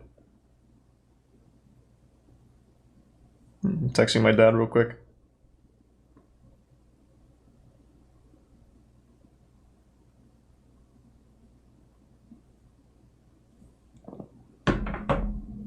Yeah, I started Invincible. It's pretty good. Thanks to the resub, ambidextrous. Aliens got him. Nah, he suffered some kind of injury at one of the bases or some shit. I don't remember. It's been a while since I've heard the story, like the full story. Thanks to Tier 1 Viking and the resub Rubhub. And the resub Perpetual Retrograde Jackie and the Prime Play Stuff. Alright, cool. Hold on, he's still awake. I'm gonna call him real quick. I'll be right back. Give me 1 second. Thanks to resub Godslayer. Yeah, the guy I was talking about passed away. Would have been really cool to fucking ask him about it, though. Thanks to the resub Phoenix.